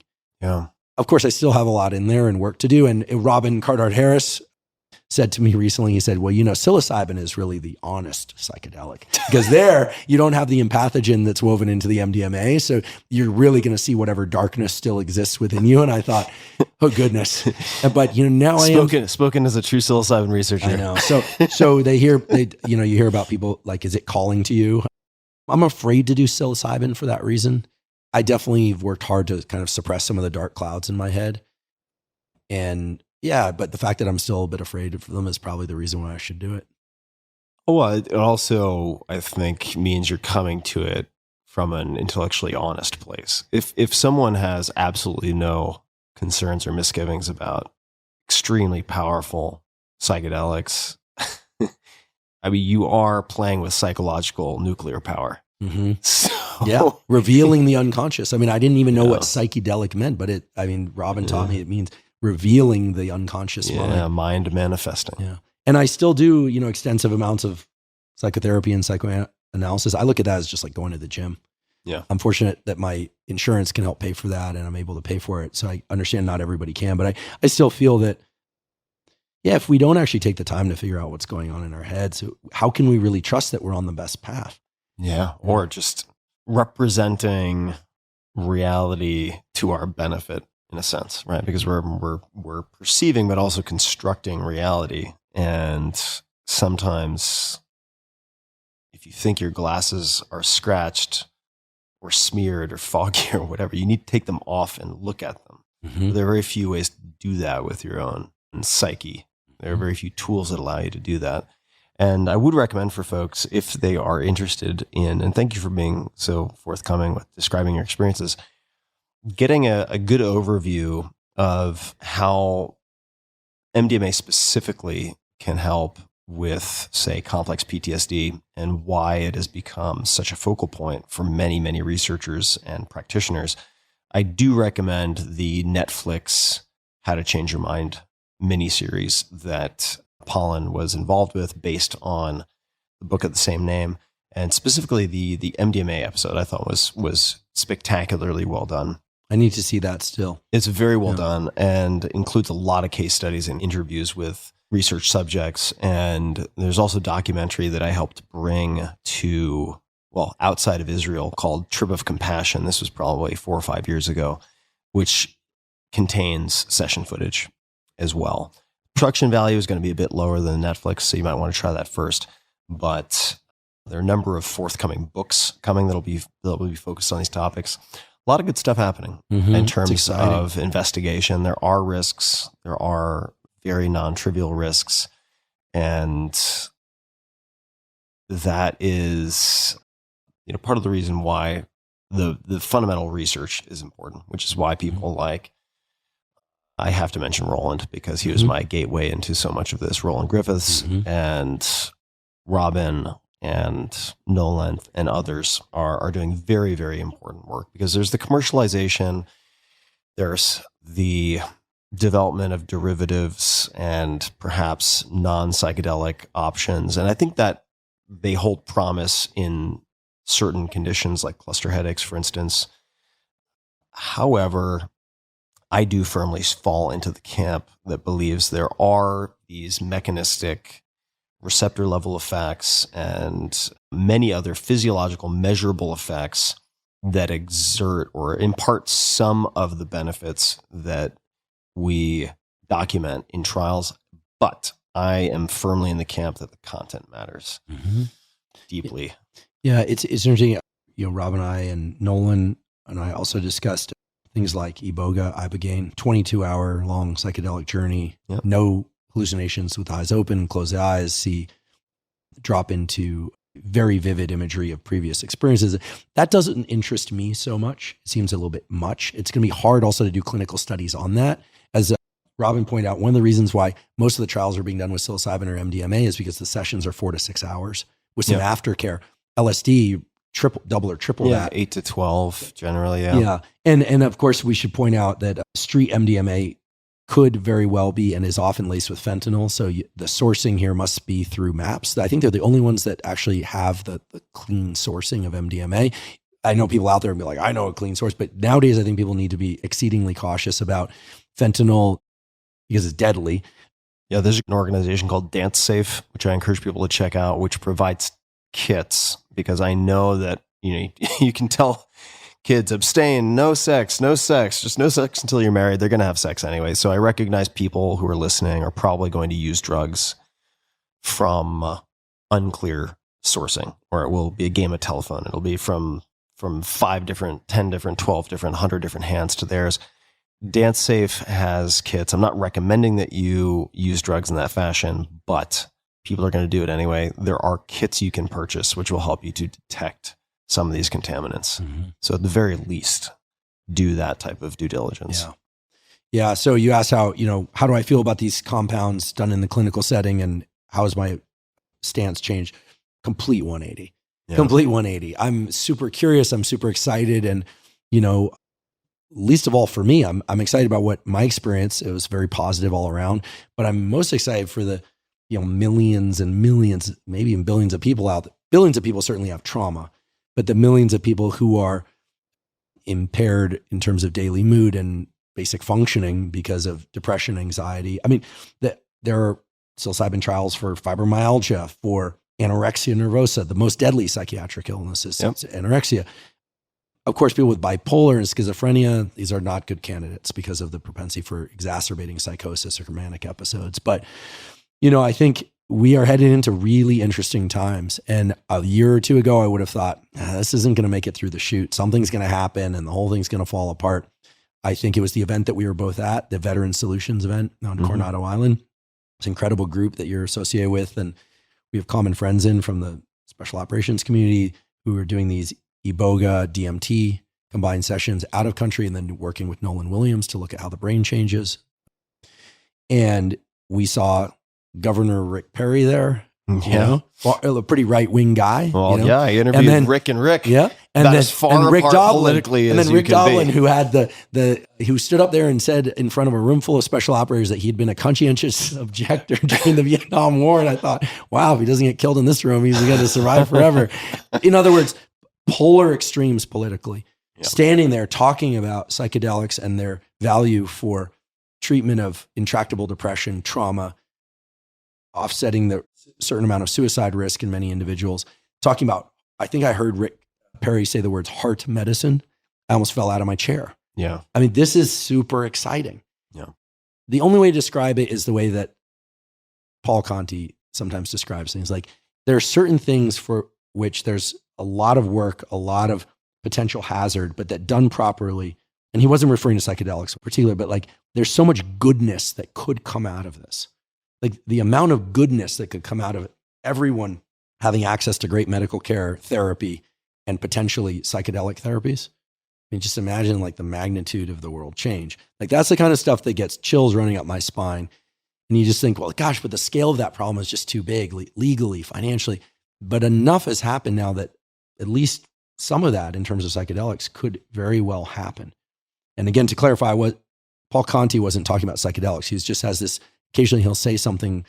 We're doing a series with him and on mental health, and occasionally he'll say something like about, certain things are just goodness, and I love the sound of that because it sounds, there's something so wholesome about it, but so real. I mean, waking up and feeling good enough to pursue the basic events of the day with some hardship, of course, from time to time, good enough to, set a goal and fail and then try again, good enough to like have a rough run through a relationship or a hard family life, or lose all your money and go bankrupt and come back. Like that's the stuff of real life.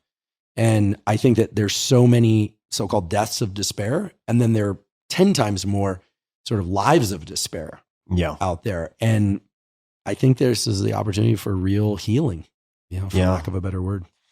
High leverage, very high leverage. I'm excited to see where it goes. And I would tell people also, don't be shy about following the money, in the sense that there will be every possible attempt to contort and change psychedelic therapies to fit into existing healthcare. And I do think there's upside to that, right? Not everyone is going to be able to afford whatever the costs may be to receive bespoke medical care with a session that lasts 18 hours or whatever it is, 12 hours, let's just say, in the case of the sort of upper range for some people with LSD.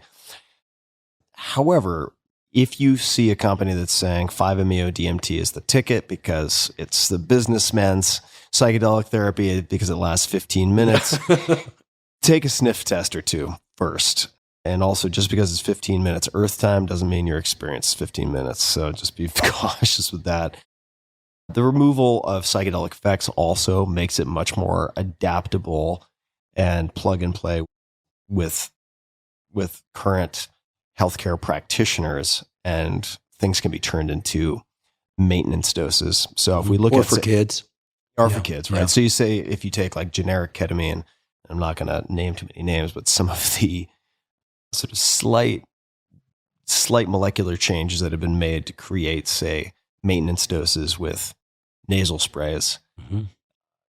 I do think that, at least for me, and I may be old fashioned, but I do think that these compounds in relatively few sessions have the potential to induce plasticity, provide experiences that have, I'm not going to say, well, in some cases, curative capability or potential, but extremely high durability. Right? We're talking on the order of years. So I think people should be skeptical of companies that aim to create maintenance drugs from these, although that could be applicable to certain populations that, say, may fit into exclusionary criteria because they can't take higher doses for risk of, say, psychosis, but they might be able to take very, very low doses along the lines of, say, a microdose, which wouldn't impart the perhaps content experiences, but could have some effects on serotonin type 2A receptors, but intracellularly, which I was just reading about. I would recommend, if people want to keep up to speed with these things, the microdose from UC Berkeley is fantastic. That's sort of a news bulletin summary on a weekly basis. If you want a good overview, I think How to Change Your Mind is a great place to start. If you want to know how some psychotherapists have worked with these things, I think an oldie but a goodie, The Healing Journey by Claudio Naranjo, I think is excellent. Even if you just buy it for the introduction, I think MAPS sells that. So a lot of good resources out there. Andrew, we've covered a lot of ground. We have. And it's so nice to spend time together. We're going to grab some dinner. Is there anything that you would like to add, point people to, any closing comments you'd like to make before we wrap up? No, at one point we had thought we might cover how to optimize a podcast. And there, I'm just going to point people to the great series that you did. I think it was 1 or 2 episodes. I did an episode with Chris Hutchins because he wanted to ask me a million questions about podcasting. And I said, you know what? I get asked this all the time. Let's just record a podcast and then I can point people to the podcast. Perfect. Well, my whole team listened to it. My whole team listened to it and talked about it and used it as kind of a checklist for whether or not we were doing things right. That was about a year ago and things are going well. So I'll just point people to that episode. Hopefully you can link to that episode because it's really great. We thought, yes. And oops, we better be doing that. No, I really just want to extend my gratitude for the work you've done in the past. I know I've mentioned it over and over, and I'm sure some listeners are probably like, here he goes again, thanking Tim, but I would not be podcasting were it not for you and Lex Friedman, who gave me the final nudge. But yeah. And also I've just gleaned so much valuable knowledge from your books and your podcasts and learned so much from you. So again, for me, it's like pure delight to be sitting here having this conversation. I feel very honored and I'm really grateful to you and your team.